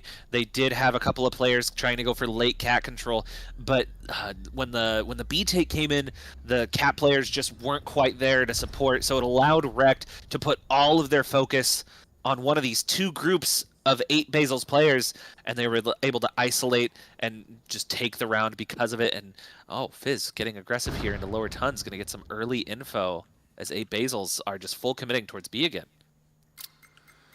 They seem to have a tendency for a sight when they have been playing today so far, not necessarily looking to rotate to what doesn't or what hasn't worked in the past. And B site, well, it worked well for him last time. They're going to be able to get a lot farther this time up towards B, though, and they should be able to even maybe get the scanner down relatively uncontested here. Mad Dog wants to do work, but look at Rise. They're pushing through. Blue finds that rotation, and the scanner's on. It's a 2-on-3, and 8 Basils, sorry to cut you off, 8 Basils have found some momentum, 4-5. Yeah, no, Rise, like as soon as he knew that they were collapsing on long, he saw that that the site essentially was lost and fell off to play for the retake, was able to get a couple of huge impactful frags, made it easier for Psychillo to push up, get cat control here in this 1v2. Oh, what a headshot! How have they done that? Made it a 1v1. Where's Skyla when you need him? There they are. Clearing it out, even 5-5 now. Gosh. Map 2. What a treat that we're in for here, guys. And as we are tied 5-5 and Wrecked are a map are, 4 away from taking this series, from taking the 2-0 in this best of 3, because they did win map 1 9-6. If you are just tuning in, you've missed a decent chunk of action. But here we go into round 11, tied 5-5. I don't know if the community had even votes this close. I think we were a little bit more one-sided on the community, on the polls in chat. I think there was a 60-30, 60-40, something like that percentage. But regardless, it is dead even in map 2. But I do want to note that those polls started out literally 50-50. In the end, they're really kind of looking at how the plays are going. And now I think they'll go back to Wrecked if the poll were up. 4v3, a big kill onto the side as artillery starts raining down. Another trade, our arrival in Tarmac. Mad Dog doing some work as well. All lift up to Kiwi. Oh no. Wow. Quickly squashed as 8 Basils take the lead, 6-5. They're looking to push this to a map 3 decider. They want this series to go a little bit longer. They want to take it to Kitty, guys. Yeah, no, that was a very dominant round out of Basil's. I don't know if it's the pressure and they're stepping up to the plate, but like Wrecked even had an early rotation to B, but 8 Basils just ran through the site. Excellent round out of them. When past rounds that looked similar would have gone the way of Wrecked. Lightning fast refrag there on the pipes, and look at that. Another one. Headshot from Skyla as shots ring out on the other side of the map. Mad Dog goes down on the big A spawn. The A site push. Yeah, kind of a disjointed pusher from Colonist. To be fair, there's only 2 of them. Oof. They're certainly trying their best to pinch. Rise will finally shut down that long cross, and whoa, what a commitment there from Blue to jump down off of the 2. The scanner must have been down there for them to go for that. But 6-6, tied up, Wrecked, fighting back every inch of the way, guys. Yeah, I appreciate the conviction out of Blue there. He had so little HP. He just went for the Hail Mary peek. Knew that Rise was a player, so he just went for that that drop and peek, hoping he could land a headshot. Didn't go his way, unfortunately, but it's like the 1v2s are already hard enough as is. So, goodness, whoever takes the momentum here could likely get away with the game or the series, depending on who it is. And as I say that, Fizz gets an opening pick, giving the man advantage direct. I don't know utility over the top of smokes here. It's like Kildo connects with one through the smoke. The push up through the center, getting stalled out, so they can't quite coordinate on the collapse onto the outside, and it leaves Skyla alone with the smokes dissipating. They have to back off that site push, and up through the center, the rotation starts as Blue has to also drop off from their aggressive mid push. A very big ask for a 2v4. Well, one of these colonists are just even lower in health. I don't know if it's the best idea. Gaijin, correct me if I'm wrong. Mad Dog single-handedly pushing the A site, and Fizz and Rise consistently taking them out inside the complex. I don't know if that's the best use. Oh, Skyla catches that one. I don't know if that's the best use of the top fragger.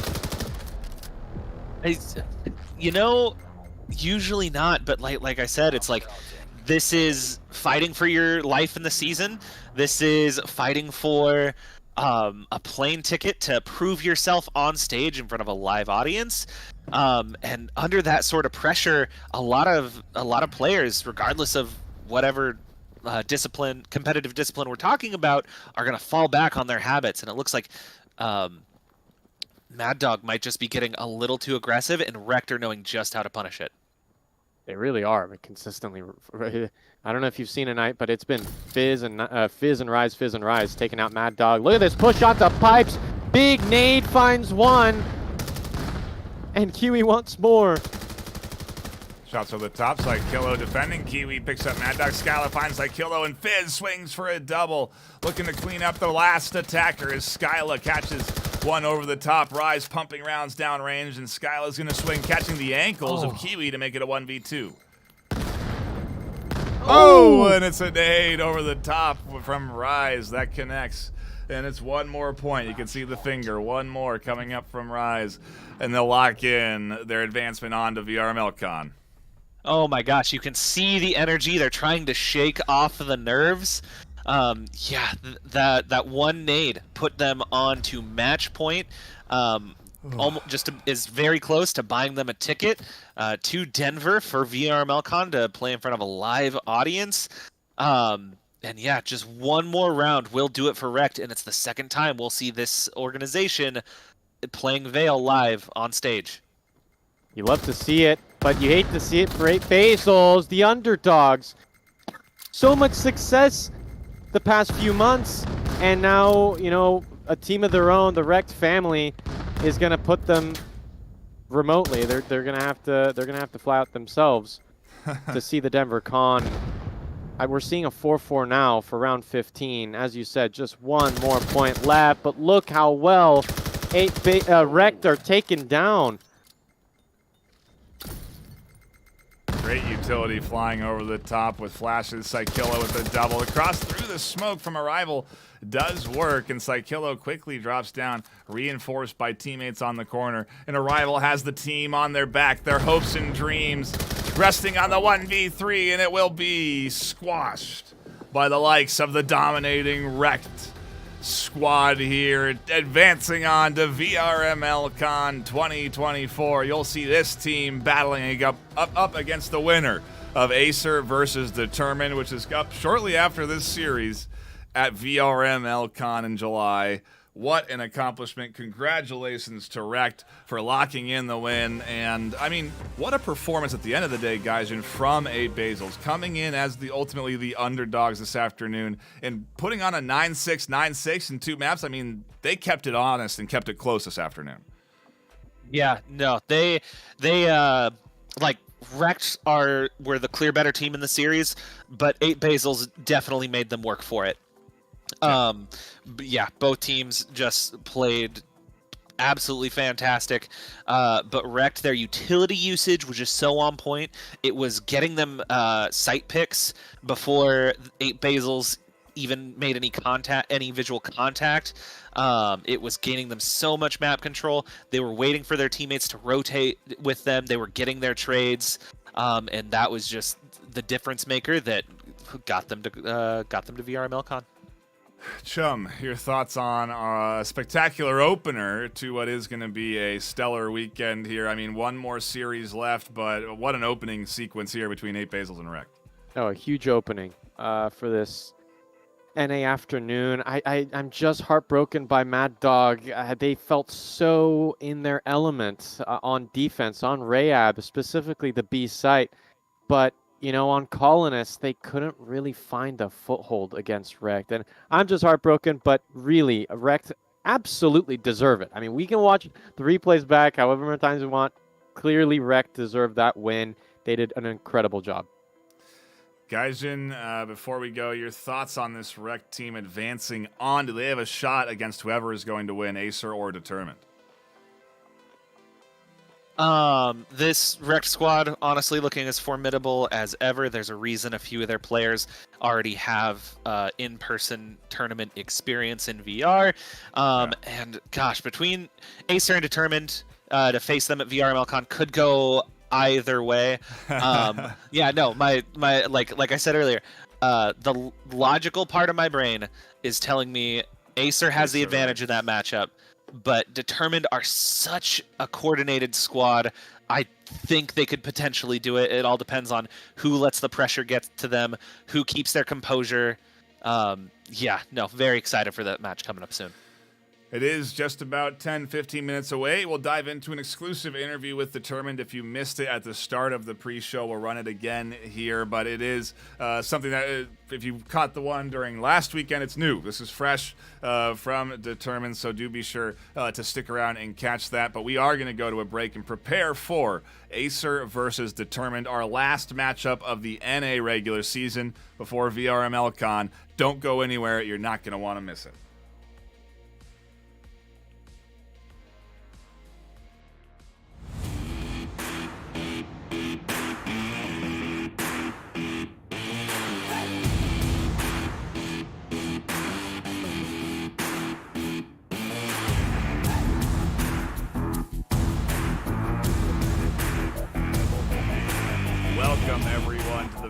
VRML Season 1 Final 4 interview series. I am here with two members of the determined squad. They were determined to get through to the postseason, to the Final 4. I'm joined by Makers and Dark Moon. We'll go down. I'll let you guys introduce yourselves, though. And we'll start with you, Makers. How you guys doing? I'm Makers, the captain. I created the team like 4 years ago, but I pretty much founded it with Dark Moon and Recco and some of the original members too. So I am the oldest member. I'm 42 years old, so that's I'm probably the oldest in this Final Four, I'm assuming. I haven't interviewed it. I haven't surveyed everyone's age, so I don't know. I don't have the facts. I'm pretty sure. Either way, I'm old. And so that's my fun fact. Go ahead, Moon. I'm Dark Moon. I am good at this game. That's my fun fact. I try to be anyway. I'm really trying to win in this finals, this upcoming game. I just wanted to say that. Congratulations on making it through last weekend's grueling round robin. I mean, 6 maps against the best teams in the North American region. Makers, I'll start with you. Talk to me a little bit about how that weekend went. How are you feeling going into it? Did it live up to your expectations? You know, was it draining on the stamina? I mean, 6 maps back to back to back feels like a lot to me, at least when I was broadcasting it. I mean, yeah, we've been prepping for this. I mean, all season, really, just chipping away at trying to get incrementally better with the time we have, and it all kind of comes to that. And we went into the playoffs with the mission of meeting the other big dog, which is Wrecked. And we pretty much almost like tied with them, and so that was rough. We definitely wanted to win that, and obviously they do too. So it was a great meeting of those forces. We were of course disappointed that we didn't make our life easier moving on to this phase. So our goal was to win that, and we didn't accomplish that. Right. Yeah, so that of course is disappointing, but we know how to just continue to get up and get better. And the tournaments now we're in the top 4. We just have a harder road. Acer is just a massive powerhouse that we respect the hell out of all those guys. They're just such highly skilled people. So for us, it's like, okay, we forced ourselves into the hard road, and now we got to face the big dogs. And so we are excited because as a team, we've always wanted to face just the best of wherever we're at. That's why we compete. And so for us to have one team and another of just amazing players has been it's been awesome so far in the tournament. But we do know that we have a huge challenge in front of us, and we're going to do our best.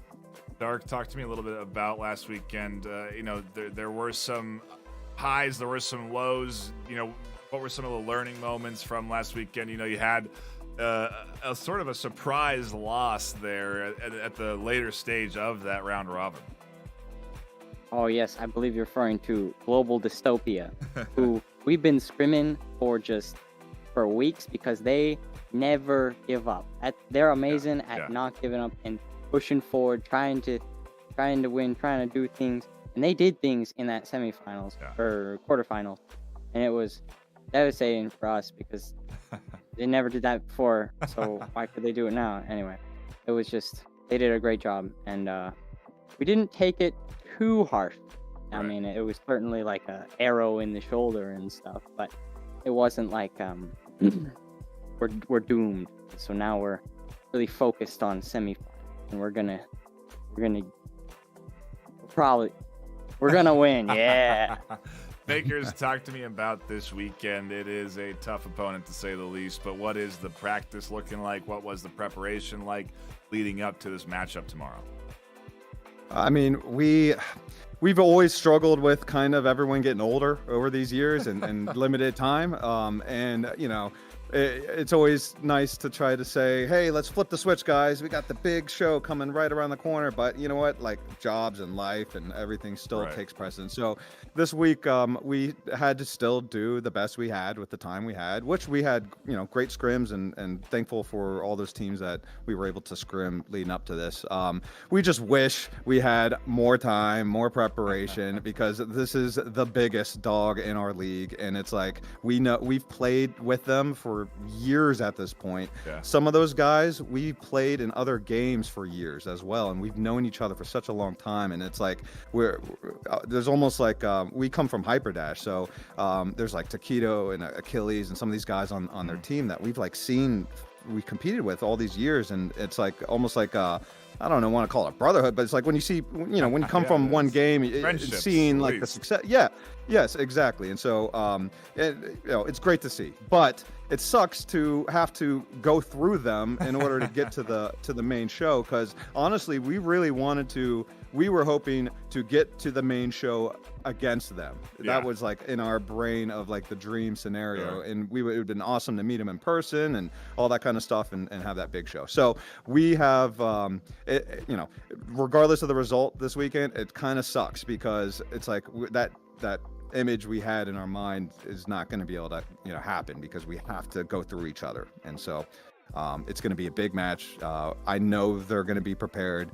We're going to be as prepared as we can possibly be, and hopefully put on a good show.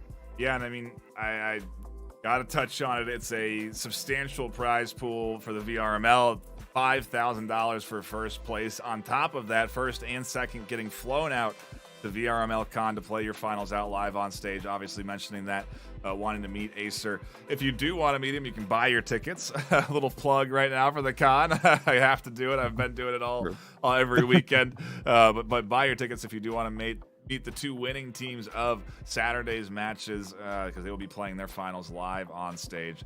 It's going to be a tremendous opportunity, and it's got to be fresh on the mind, Dark. Is the pressure at all something that you've been thinking about? Was it on your mind last weekend? Are you thinking about it leading into this weekend? Pressure, kind of. I'm kind of a low pressure, it doesn't necessarily matter type of guy, but it's very important. This is probably the most important tournament we've ever done, which is a big thing because we've done a lot of VR tournaments.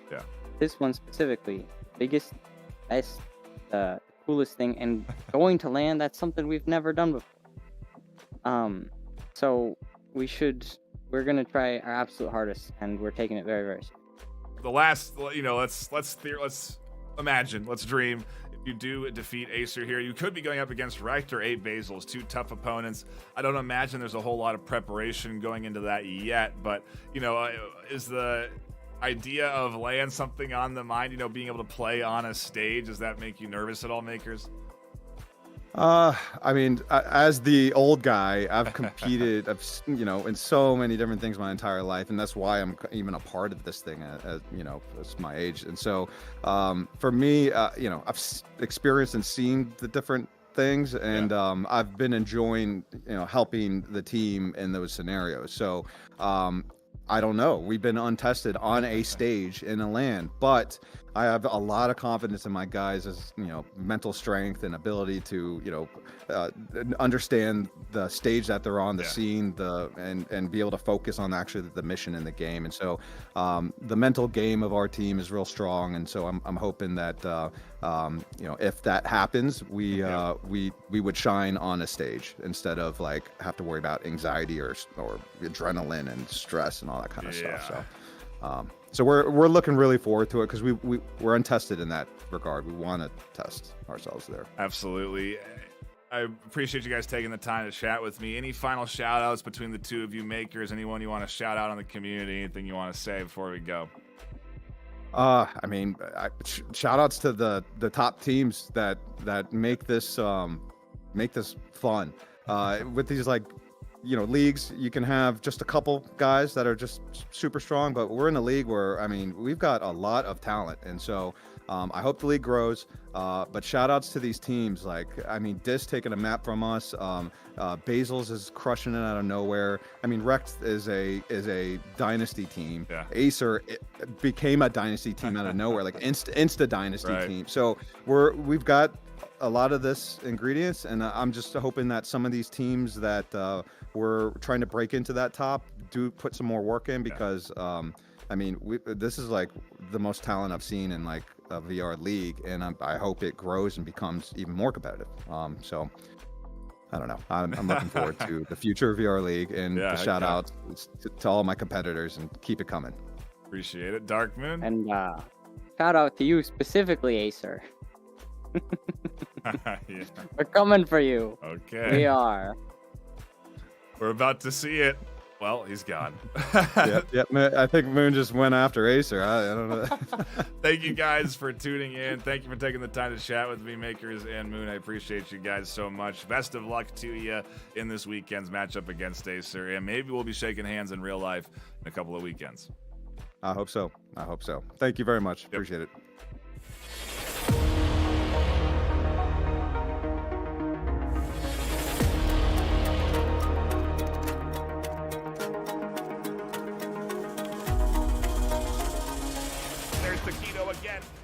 Welcome everybody to VAIL VRML Season 1 and a Final Four. It is do or die for these teams, Acer and Determined, as we get ready to dive into our second best of three. Welcome in. My name is Nightfire with 2 E's. My co-casters, Chumbait and Gaijin. And Gaijin, we've got a underdog story to say the least, with Acer versus Determined, but also Seeds 1 and 2 battling it out here today. Yeah, no, absolutely. Determined are the underdogs here because no one has been as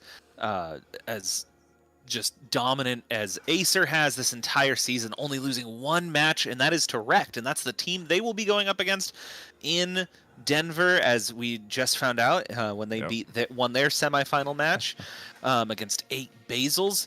But between these two teams, it's honestly a slight edge to Acer, but it is anyone's game.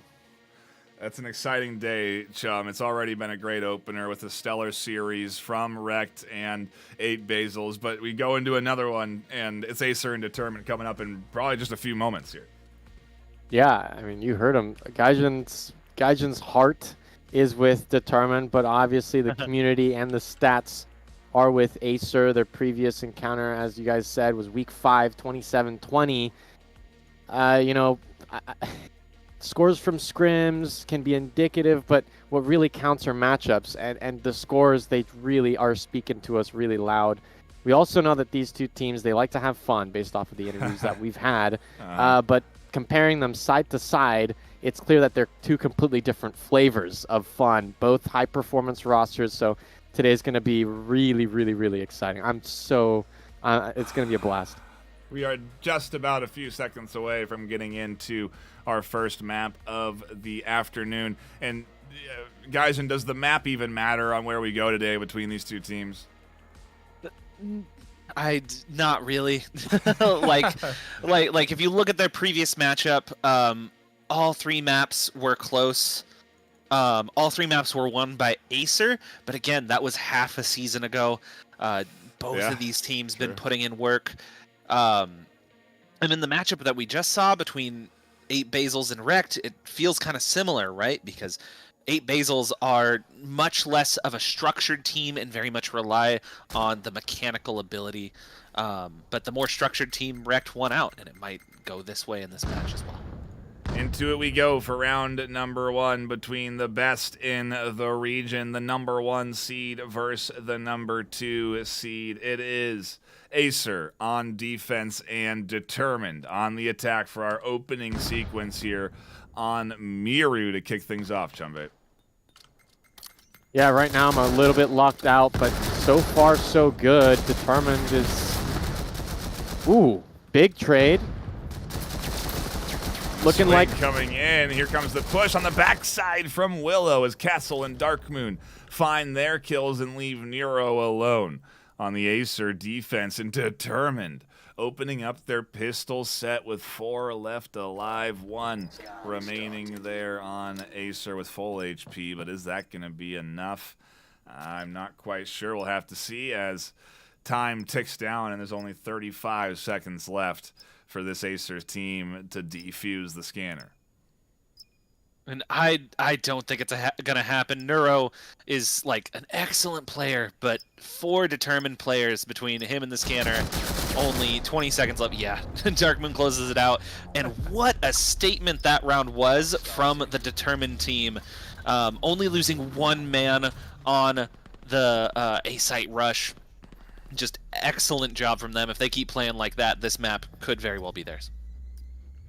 Here we go into round 2 as, again, determined on the attack and Acer on the defense, and rifles are in hand now as that pistol set has opened things up for determined nicely with a little 1-0 lead, but no lead can be held securely at this stage. It's everyone contesting for every round, and even Rekt found a hard time in their series. So it's no surprise Determined have stepped things up. I guess it is a surprise, quite frankly, for them to come out that strong, 4 left alive in a round locked in, but it's the perfect opener for them. They've got a lot of momentum in their favor, and we're not seeing at least early utility in a fast push coming out here within the first 40 seconds ticking down.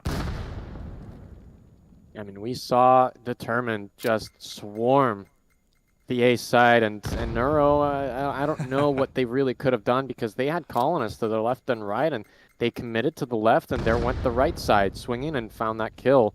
But here we go, round 2. For now, Determined, they're taking it easy, and Acer, they do seem to be a little bit fidgety, a bit nervous. Of course, this is the matchup that decides who goes to Denver, as we are continuously saying. There goes Achilles, swinging in. Can't find the second, though. The scanner picked up. The colonists have secured it, but here comes Rayab. Nero on the backside trying to fend off, trying to find some connections through those crates. On the flank comes Taquito, connects onto the top of Castle, and the duo now barreling into side as Clev catches Makers with a nade, and it leaves Willow all alone to defend against this retake, and they can't find the first of 3 that they needed. And Acer bounce right back in. 3 left alive and a solid defensive hold in comparison to that last round, guys. I said the pistol round from Determined was a statement, and Acer come right back with a statement of their own, because Acer had almost no presence on the site except for Neuro on the back site, and somehow they still get the opening picks as Determined take the site, and it left Willow in a 1v3, and it was just too much and allows Acer to get on the board. Into round 3. As mentalities start to get shaken up a little bit, I imagine, Chum. It's got to be on the mind of these players. The fact that if they go down early, they leave their team at a disadvantage that in a series matters the most that it's ever mattered to them. Yeah, and players like Clev, these are cornerstone players for the VAIL squad. Look at Rico dodging and weaving, utility toss, pushing in. The pre-fire through the smoke doesn't connect so far, but there is a stack on the other side of the map. This kill does come out. Makers finds Neuro, big pick. Achilles finding one alongside Julian. Vital for them to shut down B-side push and now allow Achilles to do what they want, as we do see a bit of a disconnect on the rotation, and now both of them syncing up and swinging their way over to where the scanner has been planted at A site. 3 left alive to hold things down in a smoke. Interestingly enough, giving away the position there of Willow, intentionally or not, I'm not sure, but it leaves Julian into a 1v3 or 1v2.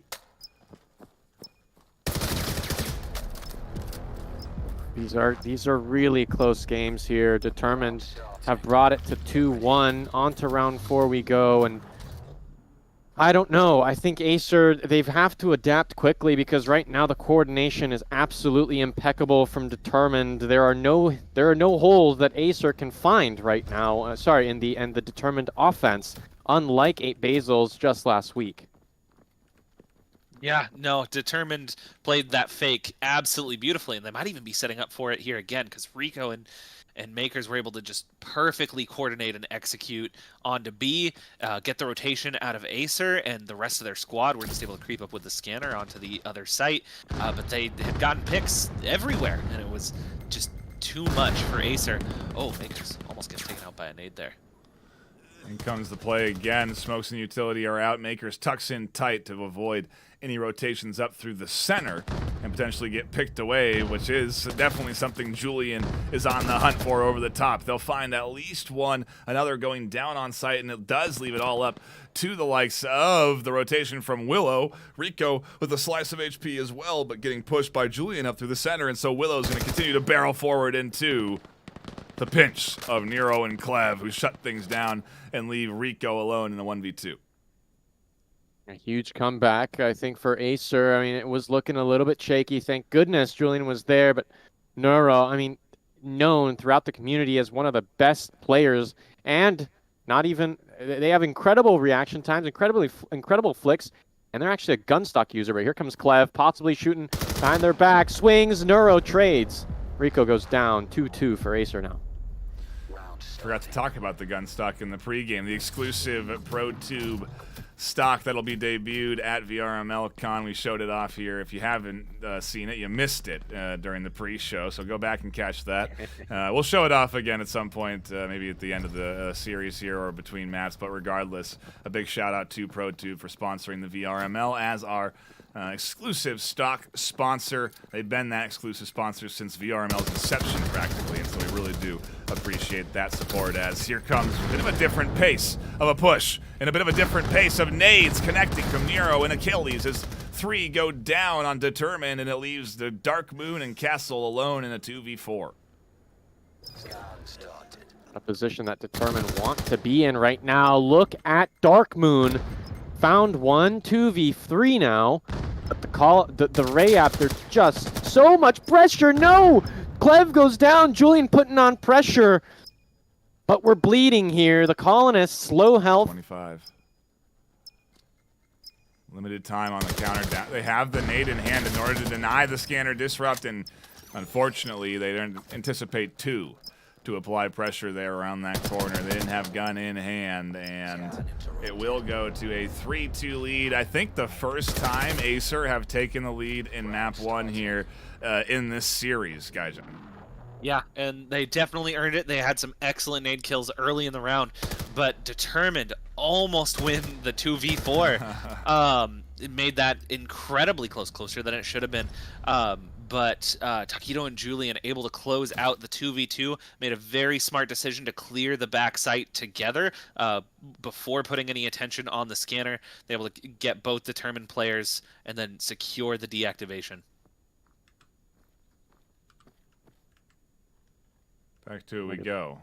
And the pace again getting adjusted by the likes of this Determined team as Rico gets aggressive and punishes Clev, extending their way all the way through that bottom tunnel. A little bit of an overextension, dare I say, from the likes of Acer that they get swiftly punished for. Again, 5v4, A site. A little bit weak, but is that where the play is? Who knows? The explosions erupting at center, and B site being pushed heavily by Castle. The scanner is going to go down, and this is going to be the indicator of the push as Nero finds 2 up through the middle and keeps things close. There's the trade 1-for-1 that puts Taquito alone in a 1v3. Yeah, clearly Determined. The fact that they're 3 up right now, let's see if Taquito, nope, Taquito cannot. Dark Moon swings, headshot, straight through, back to the shuttle they go and into spawn. The fact that Determined had 3 up, I think, is an incredible accomplishment. And Acer, though, they are maintaining even scores, 3-3 now, despite that loss. These teams, I think this is really competitive. Again, Determined, they lost the last time they played against each other, but right now it's 3-3. Yeah, no, Determined narrowly lost that series. And that was, half a season ago, and they seem absolutely locked in here. They are under the most amount of pressure anyone could be in this league, and they are still so coordinated together. Dark Moon getting an opening pick as the rest of his teammates get out of tunnels, and they're going on the A site. Oh, look at the full send up here towards A on both sides as smokes come out and the rotation collapses back to A to defend from a scanner place, but they do have to worry about Castle up through the middle, and oh, no they don't. As Castle goes down, everyone gets picked apart on Determined, and 4 left alive on Acer. A great read from that Acer defense to shut down an otherwise very fast push from Determined. Yeah, Clev came in absolutely clutch there with a double nade onto the players who were pushing out of the tunnels position. Like, that nade single-handedly could have saved them the round. It secured them so much map control, so much security for the rotation, and on the post plant. But they weren't even able to get that far. Determined wasn't, just from that one nade. And speaking of nades, Neuro opens it up with a pick onto Rico. When you hit a nade like that, you get the hit marker, right? So they know that there's one down on the backside from that frag. Yes. Information gathered then, at the very least. They know that there was one rotating along that backside and that they've shut that down. So Nero does stick around a little bit longer, but with that successful kill, it does seem like it's deterred the Determined team from pushing B, and it seems like the rest of this Acer defense are reacting accordingly. I think they're very much ready for the A site push as Taquito patiently extends out around the corner, almost catches Dark Moon, and in classic competitive timing, both players drop back off of their angles as soon as they finish peeking them. They swing wide, and Taquito is actually the one that connects with the kill. Finds 2, no, can as Castle shuts it down, and we're into the full force of the push at A. Acer keeping up though. Achilles and Julian, the wombo combo finds a double, and it's all left up to Castle. Yeah, I mean, just one pick in early into the round, and just like that, I mean, that just goes to show you Determined, they value each and every single player, but look at this. Neuro could find this one. Castle swings it. There's the swing by Neuro. Double! Headshotted the top fragger for Acer, goes down. It's a 1v2. Somehow Castle is finding some grip in this clutch. Oh my goodness. It's huge. They have the HP. 15 seconds left. Scanner needs to go down, and I think they know that time is going to be, well, maybe the most detrimental element to them on that push as Julian's able to confidently swing rifle in hand. And with a 5-3 half, Acer successfully take the lead, 2 points, and swap sides. Is the side swap going to be what Determined need to get back in this, guys? I mean, it very well could be. I think this map is just slightly defender-sided, and like Acer have the round advantage by the smallest possible margin. So in like honestly, if it's any indication, we could even be seeing the overtime on this map, but it is a bit too early to call as UCL starts coming out from these teams.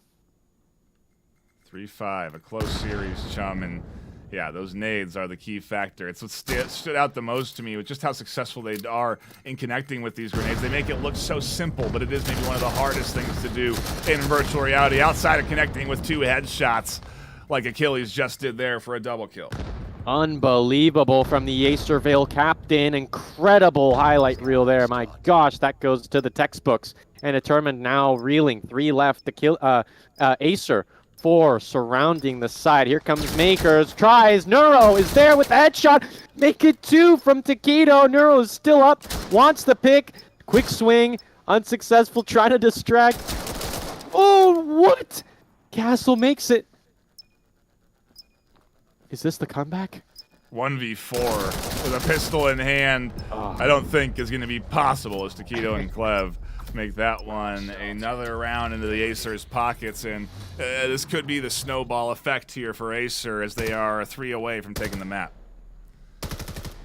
Yeah, no, absolutely excellent round by Acer, especially Achilles, not just captain of the VAIL team, but of Acer as a whole. Got a crazy double entry there. Like that is a round-winning play, as we just saw. Put Neuro to shame. 10-6 KD with 1 assist. Neuro 10-7. There's that internal competition, right? But that's what they do. They compete with each other and they play together, pushing each other to do even better than. Whoa! What a nade! Rico dodges that like Neo from the Matrix. Determined defense surrounding this site. I mean, I don't know what Acer can do here. Limited movement here. Do you mean Neo from the Matrix or Nero from Acer? Both. As we do. Go into it, 6-3, map 1, only map 1 of this series. As that nade gets tossed in, oh, that would have been cool if it connected. That could have been a clip we could have used for a while, but it doesn't, and so instead, it is this team pushing up, still 5-5. No one down yet until Dark Moon kicks things off with a double. Nero snaps back for a single of their own. Rico finds one. Achilles picks up 2 through the center, and we're into a 2v2. I mean, these players are so lightning fast, inhuman speeds that not even the spectating client can keep up. Neuro swinging around, almost a double kill, found one. Whoa, there's the swing. Taquito on top, AK-12 headshot. They know the last Rayab's position. Pre-firing, both full health here. 30 seconds remaining. Needs to get the scanner down, and do they even have it in hand? No. Does Castle know scanner's down? Probably not. Castle They knows. could assume. Okay, they know. They're pushing hard. They're applying some pressure here, and Taquito Castle's doing a great job of just buying time right now. And seconds and counting. Taquito needs the pick. Oh my gosh! The shoulder, the arm, the elbow. Taquito goes down and determined. Yep, they will get that defuse, and they bring us to 4-6 now against Acer. Incredibly competitive. Castle and Dark Moon dragging that round out of the hands of Acer. Wow, what a round. Dark Moon denying the push with an absolutely insane double, and then Castle clutching the 1v1. Oh my goodness, what if the rounds we've had so far are any indication, this is going to be such a nail biter of a series. It's the first to 9 points that takes the map. For those of you that maybe are new and just tuning in, if you don't know what VAIL is, it's very similar to the likes of any of your standard search and destroy games where one team attacks, the other defends, and after 8 rounds, we swap sides. So we've already played 8 rounds, we've swapped sides, and we're here for the back half of map number 1 in this best of 3. They said, give the nades to Clev. Neuro doesn't deserve it. Those nades land perfect. But look at Dark Moon. That's the nade that they needed. Neuros goes down. 4 still up for Acer. Here comes the swing. Blind fire through. It's Rico with the kill onto the captain. Determined 5 up. Big numbers, but where's the scanner? Down on B, and now it's time to defend. Time to work against the counter push here that's going to be coming in from the 5 of Determined. How much utility is left? That's the question. Are they ready for Clev on this short corner, who almost found a triple but is quickly denied? On the backside, multi-kills coming in from Taquito and Julian that keep things close, and now Julian in a 1v2. 2 refrags to finish us off, but look at Julian still in action, sees a sliver of one of Rayab, and they're multitasking. Brilliantly, a double! A headshot onto Dark Moon! Incredible clutch. 7-4 Acer. The odds stacked against them. I just choked a little bit because the flick that Julian just hit, like from the head of one Determined player to the other. Oh my goodness, what a play. Oh, the map could be won on that play with how close these rounds are. And the AK-12 recoil is high vertical, right? Correct me if I'm wrong, but that's impressive, the control there. It's not that high, but like that's regardless. That's so impressive. Ooh. Into now our 12th round of the afternoon in map 1 with Acer in the lead. A team doesn't get first place and go 10-1 for no reason. This Acer squad will step it up and pull out big clutch moves like that when it's needed, and it's needed right now. Dark Moon was looking to execute there on a big clutch double themselves, but only finds one, and a nice nade from Castle is able to clean up B side. They swing for a second kill. Can they make it a third? They want more. It's a 2-2. Another trade. Oh my gosh, a 1-1. Makers. Wait, these are the 2 team captains. You love to see it rest on the captain's shoulders. It's not the map point quite yet, but it will lead the map point if Achilles can lock this in, as Makers has to hold down A or B site. How do they know? They seem to be ready for the A site rotation. The smoke may be an indicator, to say the least, and maybe the gunfire also a dead giveaway.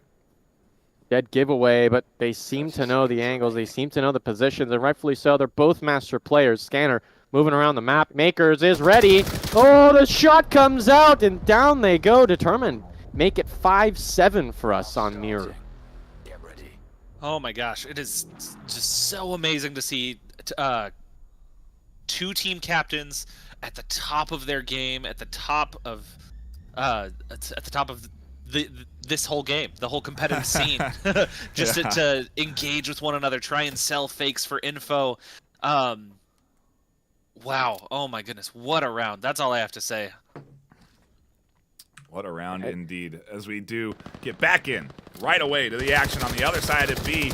Dark Moon catching Achilles. That nade not finding them, and Dark Moon picks up Miro for a double. I mean, they're juggling, these players, juggling so much. There's the emotional aspect to this, how this matchup and the winner of this matchup means so much. Look at that.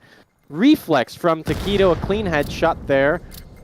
This matchup means so much, and despite that pressure, they're still able to perform. Incredible by Taquito, a nade and a headshot now, pushing onto the site. Smoke, coughs coming out. They have a buddy with them. Dark Moon and Rico alone now in defense. The scanner goes down and leaves Rico alone with a slice of HP in a 1v3. Players have tucked into defensive angles. I think Taquito's position was given away, but it's just a swing away from Rico being dead. If they can catch the back of Taquito, this is where it all starts. Taquito seems to read it perfectly, though. Heard the footsteps most likely and swings around to the backside to rotate around and surprise Rico, putting it to finally, guys, in match point. It feels like it took a lot longer than I was anticipating Acer to get here, but we're here, 8-5.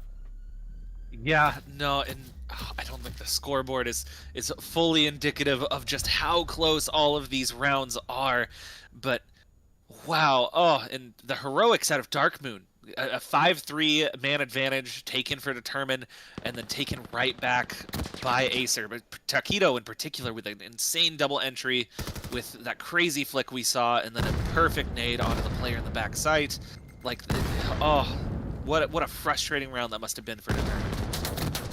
Oh, and what a frustrating hold that was for Dark Moon, constantly being pressured until finally Julian picks up the angle through the center and now enables B site to be pushed by the rest of this team as nades and utility do slow down this advancement coming in from Acer, but ultimately with Rico and Castle finding kills, the kill's going to be more effective. Nade over the top, doesn't connect, and with smoke out, it might be time for this Acer team to plant at B. Low health Castle is coming around. Wants a piece of Acer with 2v2 full health from the A team. Here comes Determined. My gosh, Taquito was actually late to their push. Regardless, they have the site under control. Neuro does go down. Not keep an eye on the stairs, and there goes a piece of utility. Taquito being pinched. This could be Determined's round win. Taquito comes out on top. A 1v1, and Castle doesn't know where Taquito is. They have to go and disrupt this scanner. 13 seconds left. Taquito knows they just have to buy time, and now the stick has to come in. 8-7. Is Taquito going to peek? They will. They catch the kill through the box, and a beautiful read that leads to Acer taking map 1, 9-5. And Gaijin, it's again, a great series, a great game, a start of the best of 3 from Determined and Acer, and I feel like Determined stepped up to challenge the #1 seed, but still, it's Acer locking in that map 1 win. Yeah, gosh, oh, I'm just speechless because, like, you see Determined pulling off these excellent coordinated pushes, and then like there's just some absolutely inhuman play out of the Acer squad or Acer squad, like that last 1v2 by Taquito or this 2K entry that we're seeing right now. Taquito had such huge impact throughout the whole map. Oh, and it felt like his counterpart on Determined was Dark Moon, who just was able to open up a few rounds, but not necessarily close them out. And oh my gosh, and the replays are just showing me just so many excellent moments that we had on this map. Yeah, it was a. Go ahead. No, so I feel like I'm not going to be the only one who's going to close their eyes trying to go to sleep at night and seeing just the outlines of these players getting these frags. I mean, such visceral skill and performance. Beautiful by Castle. I mean, yeah, I mean, Acer, clearly, they were doing incredible against Determined, but you can't shrug off Determined's performance as well. They had an incredible early map. For Miru, sorry, go for it, Nightfire. Sorry. No, I agree with you there. A amazing map one, and a shout out to our sponsors that support us and enable us to give you what is a amazing show like this. Axe Labs coming in with $10,000 to the cash prize pool, in addition to supporting flights out for our North American finalists. One of these teams is getting a free trip to Denver, Colorado to play their grand finals live on stage, and it's all possible by Axe Labs. A big shout out to them for supporting us there in this first season. We can't appreciate them enough.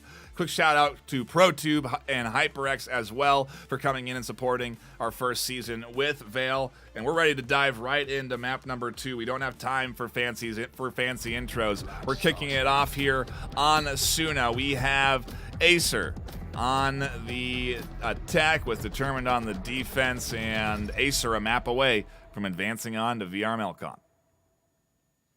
Break it down for us, Gaijin.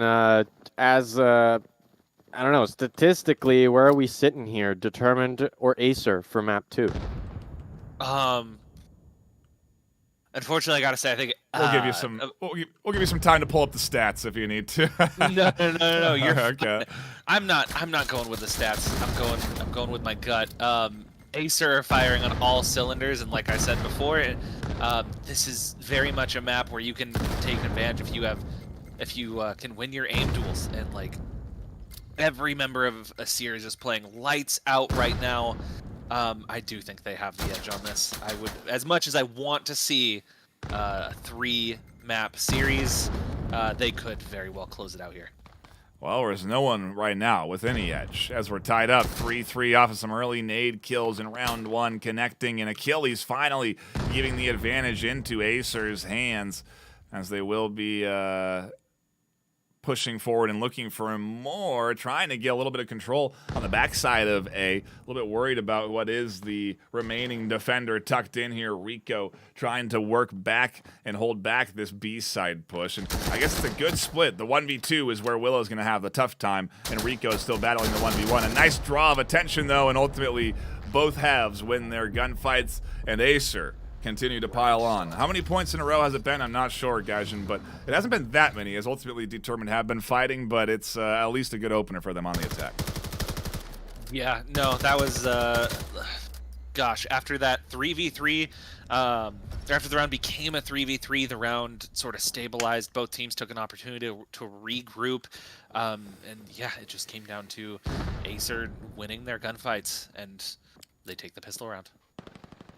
We are rounds 8, one more round closer to an Acer wrecked VRML Con, as Acer take this lead and now continue to try and extend it with their attacking half, barreling down towards what could be another round win here. The coordination impeccable from Acer all series long, and it continues to be something that stands out here in their battle in map 2. It stands out from them as a fundamental organization. Acer, a team that's hard to go up against, and they continue to be that in VAIL here as they barrel through the smoke. And Makers that fortunately able to shut down Trey. That could have been devastating if Trey had found more. Nero unfortunately denies Makers any advancement, in the pinch from Achilles, masterfully executed and timed, guys. And this is Acer in full force right now, 2-0. Yeah, no, I feel like they're trying to make a statement with that round. Just with they slowly crept up long, they found an opening pick, and then just absolutely just hammered that B site very quickly. Won every duel on their way to the site.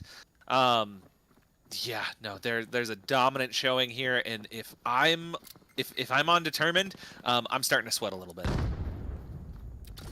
The future of your season is at stake right now.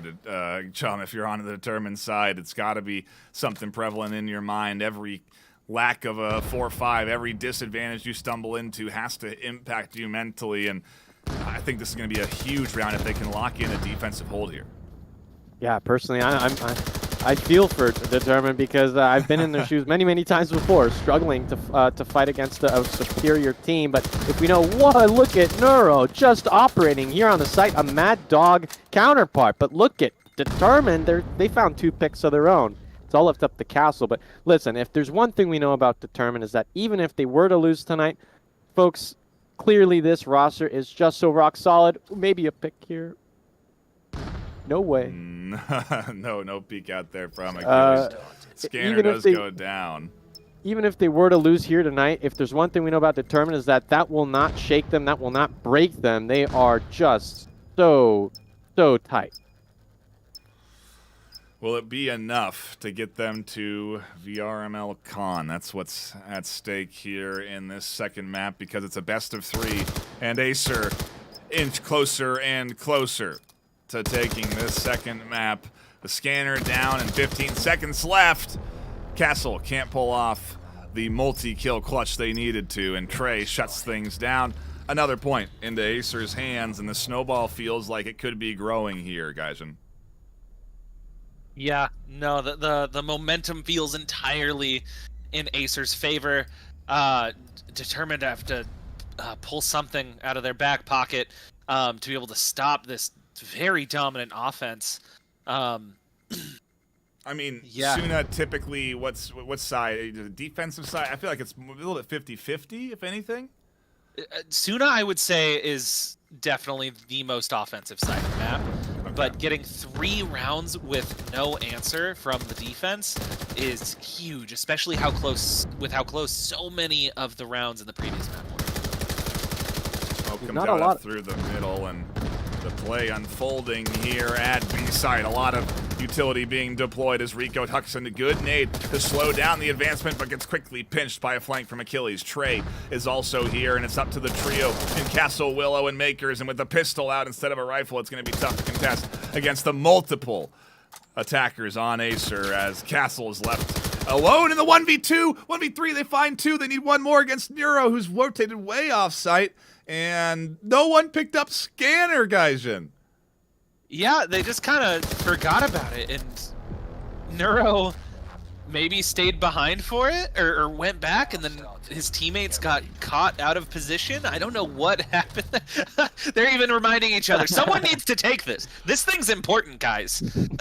Eeny, meeny, miny, mo, catch a tiger by its toe right there. I think exactly. Someone has to take this. Man, it shows even at the top level of competition, you still, leave the most important thing in spawn sometimes. So. Hey, fumbles happen in the NFL, okay? You drop the football you're supposed to hold on to sometimes.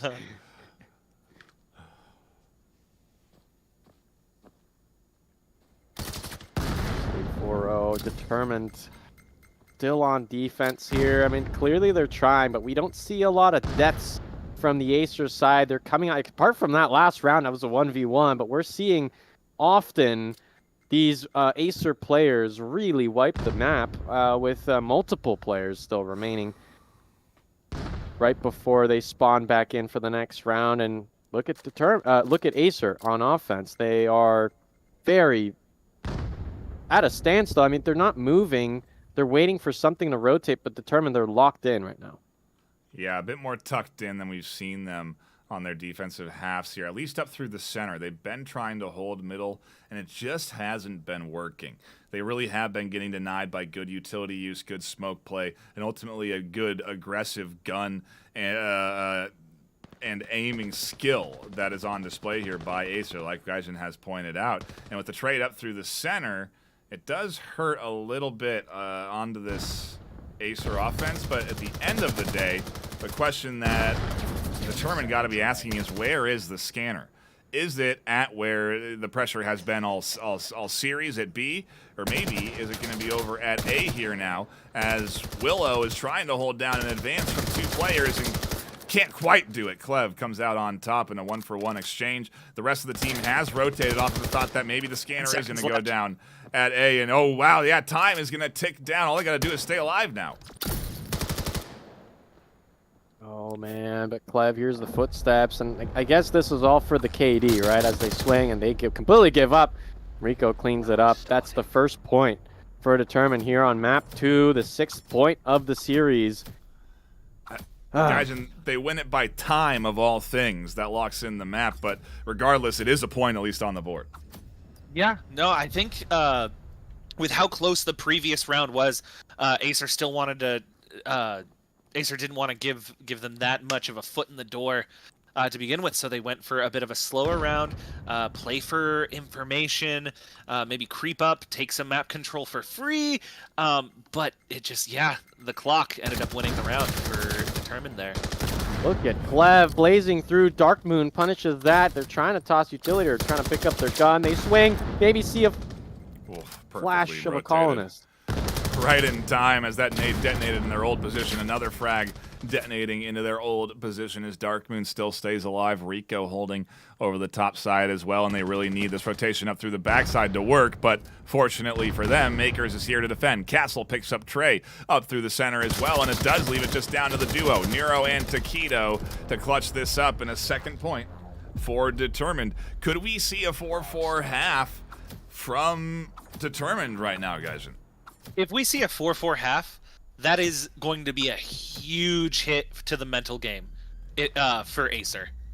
Just because, like, those first 4 rounds, such incredibly dominant showings. And if you're able to let your opponent come back that far with so much momentum on the disadvantaged side of this map, no less, like, that's going to definitely be hurting your mental game going into the next half.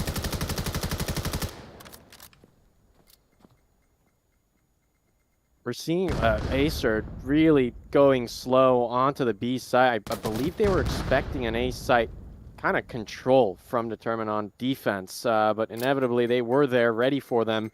And so Acer let go those 2 rounds, but they're looking strong. It's still a 4v4, so we're early in the round.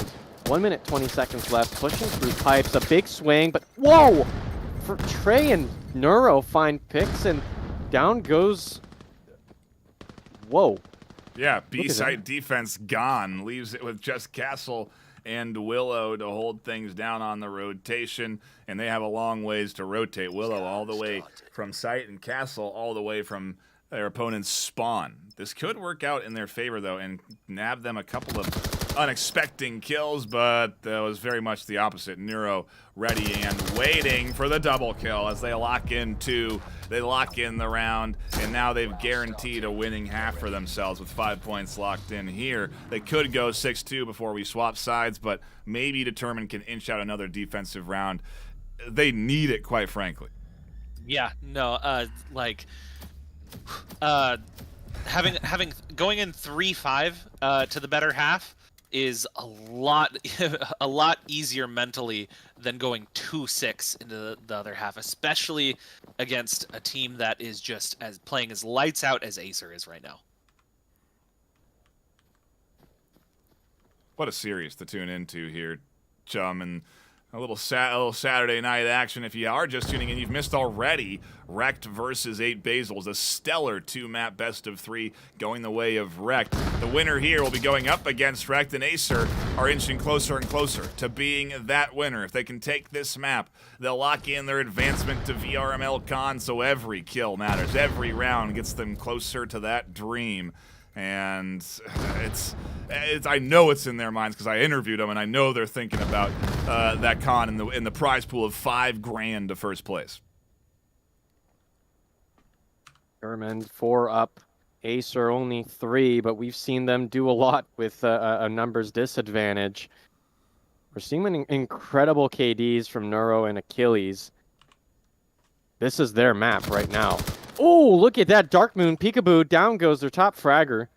Acer down to just 2. I mean, could we see another Clev clutch? Well, it's either that or Taquito, because Taquito also with that double headshot, if you remember, locking in around Win. Not ready for the late side hold from Willow, but they still catch the headshot. Despite having gunned down, they draw it in time. A nade's going to come out and over to try and push back any defensive rotations. Will it get them in time over to the objective? It won't. And Scanners down on site. On the backside comes Dark Moon, but they'll get scooped up, and an unfortunate rotation gone wrong there for maybe the first time on Acer's behalf. They don't have a play that's executed to its full capacity there, guys. Yeah, no, they got stopped in their tracks on the B hit there, and then I think it was the right decision to give up on that push once the util came in from Determined, letting them know that that they were positioning more towards B, but ultimately Determined take the round as they switch sides and go into the pistol round. Indeed, we do. Acer on the defense, Determined on the attack, and pistols are in hand. Some teams superior to others in pistols despite their rank, and I'm curious to see if Determined are going to be one of those teams that can outplay Acer here on the pistol half as they do barrel up to the top of B side here, and Rico looking to get some angles onto this defense and can't find them. Nero shuts things down on the other side. Everyone getting picked apart. Kills flying in from both sides, leading us into a 3v4 fight up through the middle, going the way of neither team, quite frankly, and the scanner has rotated over to A. Yeah, well, the colonists with the scanners currently maroon. They're completely isolated with the teammates so far away. There is a push. They're trying to support, but they can't do much. They're absolutely trapped. The colonists have to push through and support their teammate. Behind cover, here comes a possible swing. Baker and Castle. Oh, a big swing from Willow. Can't catch any. Neuro goes down a trade over sight, and everyone going down on Determined. Acer piling on another point to their lead, now making it 3, and they're 3 rounds away from advancing on to VRML Con, guys. Yeah, no, that was just an excellent hold. Once they knew they had the player with the scanner isolated on the back site of A, they just sort of kept the map control, didn't force the issue, didn't force the gunfight, watched every sight line to the site, made sure no one else could get out, and yeah, closed out the round because of it, getting them just 1 round closer to VRML Con. Nice swing from Trey, kept the 1 kill. He's on the back end with the nade. Willow finally finding a frag for Determined over this site, and as they barrel forward through the smoke, Castle will scoop up the remaining defender on A. As smokes come in to guard their scanner deployment, A site should get a scanner down. Determined, they have a colonist. Whoa, perfect pre-fire through the smoke. A headshot finds a kill in a 2v2. Scanner lost in the depths of enemy territory. Will it does find a pick, but there's the swing. Oh, successful. Double. No way. 6-4. They're not going down without a fight here today, guys, and Determined are battling back just like they did in map 1 and closing the gap here with another point on attack. Yeah, no, like that post plant was just like so chaotic, and the scanner was barely got down in time before getting the player who planted it got pre-fired through the smoke. But yeah, Determined are able to keep their composure. They bring it 1 round closer. There's just 2 separating them now from Acer. And let's see what they're able to make of it. Could be a bit of a scrap up through the center here soon as Clev looking at rotating. Out comes a push from Willow on site, and they might catch Nero. No, they don't connect with the shots. Unfortunate miss there, as Nero will survive with more than half HP and be able to toss utility down towards Willow. Willow continuing to peek, and eventually Nero being the one to find those kills. Dark Moon battling for sight on B and will get rid of Nero. Quick refrags, shots to the smoke from Trey across the map are connecting, and it leaves only 1 left alive on the likes of Determined, and Acer likely to push themselves up 7-4. Taquito squashing the last colonist, trying to contest the B site. But yeah, no, it's not a good position for the cat. Well, look, never mind. They were able to find 1 pick, but the callouts seem to be on point as the Makers tries to rotate 1 on 3 against the Acer squad that's clutched up so many times against the Determined roster. A big ask, especially with these audio cues. Nade out. Oh, it's a smoke. Clef stays tucked in their coat, nearly giving them away as Taquito springs up on the back end in the trade. A 1-for-1 that benefits Acer as they go up 7-4, guys, and two away from them moving on. I mean, if Determined make this comeback, it is the comeback of the season. Oh, I can't wait to see it if it happens. Yeah. If they force a map 3, like, they have definitely earned it. But Acer are just, they're firing on all cylinders. They are playing lights out. They are locked in. Pick whatever euphemism you prefer. And they're clutching up in the moments that matter. When the moments matter, every moment matters right now. Every moment mattered today for both of these teams, and Determined are determined, to say the least. They still got a path in front of them for a comeback. It's just a matter of regaining control, regaining the pace of this series, and I feel like this is what this round is about, them regaining pace. A 1-for-1 trade keeps it honest to 4-4. Makers nearly goes down to a nade around the corner, and they'll challenge the likes of Clev for a successful pick that finally puts Determined into a kill lead for the first time in a long time. Makers really likes pipes, and they have pushed down, but look at them. They are being chased right now by Trey, and the kills. Oh, the trade does come out on top. Look at Dark Moon recovering. Nades out, flying over to the site, and it's another 3v3. I don't see what? Never mind. Willow +1 goes down. Big picks. Yeah, nice long range angle there from Nero up through the center. Dark Moon Agagas alone in a 1v3 with Nero about to peek and connect for the trade. And Nero putting Acer 1 point away from being our victor, our champion, and advancing on to VRML Con. One more point, guys, and we've got our second winner, our second finalist for Season 1. No, and this is where we decide, is it Acer who moves on to face Rekt at VRML Con? It's looking very likely, but these are the moments that test you as a competitor when you are 1 inch from the finish line. Are you gonna fumble? Are you gonna drop the ball? Or are you gonna rise to the occasion like Determined have the opportunity to do, like they do with that opening pick from Dark Moon? Nice opener there up through the middle. Acer getting aggressive here, chum. Yeah, no, Taquito found one. Castle goes down, finds a second with the AK-12, currently unstoppable on their site. And look at that. Colonists on their back foot. They still have control of the scanner, so it hasn't been lost. But I don't see a very clear path forward to a recovery.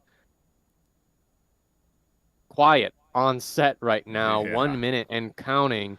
I mean, Determined, they just don't want to lose this. In a 2v3, they may be in denial, as some in the community may say, but putting their heads together as Makers +1, Willow, they could pull something could pull something off that could shock the community, but here we go. Well, it's the defensive spread right now. There is a 2v2 that's going to be unfolding here at B, and quite frankly, Achilles isn't in a position to be a terribly effective tool until they rotate. Pump rounds from long range. Makers catches one. Willow finds a second, and here comes the comeback from Determined as Achilles has to lock in a double kill. Scanner goes down, full HP. Makers at half, Willow at 75. The advantage on HP, if you add it all up, into Determined's hands. But Achilles here at full health, pushing in on the bottom. I gotta wonder if they're gonna read this rotation up from the ladder. A 12-7 KD is no joke whatsoever, but that frag on Achilles goes down, but Makers' frag through the smoke, I think, was exactly what won us the round. Tell me what you think, Gaijin. Yeah, no, Makers and Willow putting on an absolute clinic in that 2v3 against some of the best players in the game, putting Determined on their backs, clawing them over the finish line of that round, and keeping them in contention for VRML Con. They're still here. They're still alive. They're still fighting every inch. They need 4 more to take the map. And they need to do 4. They need to do them all in a row. They need 4 wins in a row here. They've got 1 of 5 technically, but they need 4 more here in front of them. And if there's ever a squad to do it, it's going to be the number 2 seed out of the regular season. It's going to be this determined team who's barreling towards sight now, but finding a wall of smokes in their way. This is the fake. Yeah, Rico tries, but they do get tagged in the shoulder. 75 health and counting, but on the other side of the map, we've also got an engagement, and that's where the determined focus seems to be. Ooh, down goes Rico. It's finally Clev that trades. Makers with the refrag. Achilles 1, Dark Moon refrags. It's a 2. There's 2 left on Acer. This is looking good. This could be 8-6. Nice pickup there, Taquito, turning the odds back to 2-2. Achilles is rotated and tucked into a very unorthodox position for a defender to be in right now. This is typically an attacking lane. So for Achilles to be tucked back here, I don't think that Determined are too keen on the fact that Achilles is here. And so this could be a big trap that's sprung as Dark Moon does check the angle. Now the footsteps are heard. Achilles finds one, turns it into a 1v2. It's all onto the back of Dark Moon, and they'll go down, and it's Acer with 2 left alive, advancing on 9-5 in map 2. They will be contesting against Wrecked at VRML Con for their grand finals live on stage. What a finale here to the season. Yeah, we could not ask for a better matchup for the live audience in Denver next month at VRML Con, because it is Acer, who are the undisputed top team in the league and the only team that has been able to make them bleed the entire season. So if you are going to VRML Con, I think you're in for a treat. Yeah, no kidding. It's going to be an amazing series to watch live. You'll be able to catch it online as well, but you'll miss out on tremendous giveaways from our sponsor HyperX. 2,000 in hardware being given away live at the convention, on top of giveaways that are happening right now. We'll link them to you in chat. I'm a future teller. I'm a past sayer. I don't know. I'm late on it, but the links are there in chat, and you can click them to enter into the giveaway. But with that out of the way, hats off to Acer, our champion of the Acer Determined Series. They are, again, advancing on to VRML Con. They've won themselves a free trip to Colorado to play out their grand finals. And, man, it has been incredibly exciting today to watch these top NA teams battle it out, guys. And it has been a treat to tune in, quite frankly. Yeah, well, both of these series did ultimately end in 2 maps. Like, that doesn't reflect just how close these rounds are, how they showcase just the best abilities of some of these competitors. And yeah, no, it was some of the best gameplay, the best matches that we have seen all season. What a treat, Chum. Any final thoughts on the series, both series today, and our 2 finalists? I think for this one, Nightfire Acer versus Determined, we saw Determined have like a rocket hot start, and it put a frog in the throat for Acer. Acer adapted. They came out on top. They overperformed Achilles and Neuro, putting so many frags down. And in the end, yeah, they came out on top consistently on both maps. I think it just goes to show you how explosive the Denver Con is going to be at for VAIL. I think Wrecked showing us up against 8 Basils and Acer as well. It's just perfect. It's just perfect. You guys called it. I didn't. I think Nightfire actually won the... I think I did. Yeah, I think Geisen still went with an off pick. No, in his heart he knew it was going to be Wrecked, and that's what. Okay, but he secretly got 2 picks. He tricked us, and he did 2 picks. Really, I did. I played the system. My apologies. It's okay. I'll forgive you. I'll allow it because I won at the end of the day, so it's all good. I do appreciate everyone tuning in here this afternoon and hanging out. Hats off to you for stopping by, and again, jump into that giveaway if you can. We really would appreciate your entry. It helps with us on the metrics, and it's a good support for what is a tremendous sponsor. Speaking of, again, shout out to Axe Labs for coming in with $5,000 to first place. One of these 2 teams is competing for it. Acer or Wrecked will be getting first and second place. They're in the money now, guaranteed at least. and they're guaranteed trips out to Colorado. So they got to both be feeling pretty good, regardless of what the outcome is going to be at that convention. And so, again, congratulations to the teams, Acer and Rect, and a thank you again to our sponsors, ProTube as well. I think I said HyperX, Axe Labs, ProTube coming in and supporting us as well, and a big appreciation to them. They make what is all of this amazing content possible, so we really do thank our sponsors, and we want to make sure that they know just how much they mean to the VRML. And again, how much you mean to the VRML. Thank you all for tuning in. Hit the thumbs up button on the stream. That helps with the metrics. It helps get more people tuning in. Keep your eyes peeled for more content coming out leading up to the finals. Highlight reels, interviews, stuff like that. Me and Chum will be busy at it on the off season. You can believe it. And so be ready for that extra bit of content. But that's going to be it for us today. Guys, any final thoughts before we sign off? Go to VRMLCon. It's gonna be good. Yep, it's gonna be good.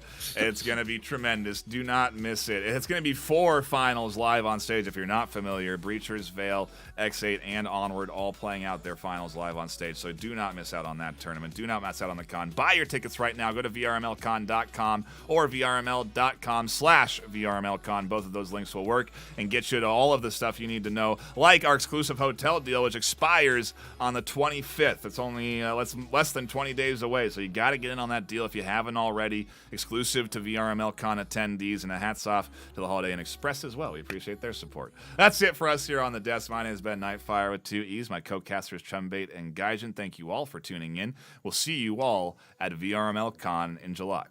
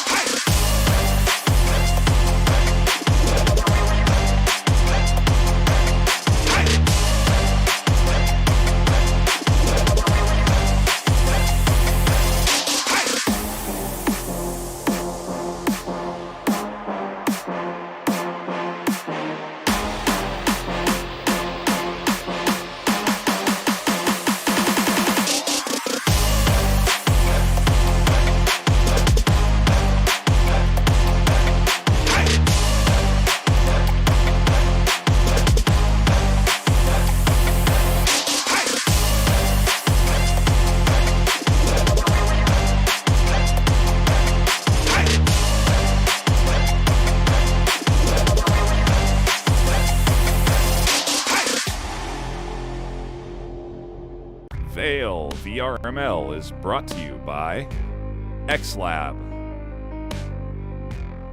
Exclaim, Helga, the esports manager, HyperX, ProTube VR, VR Cover. Thanks for watching VRML.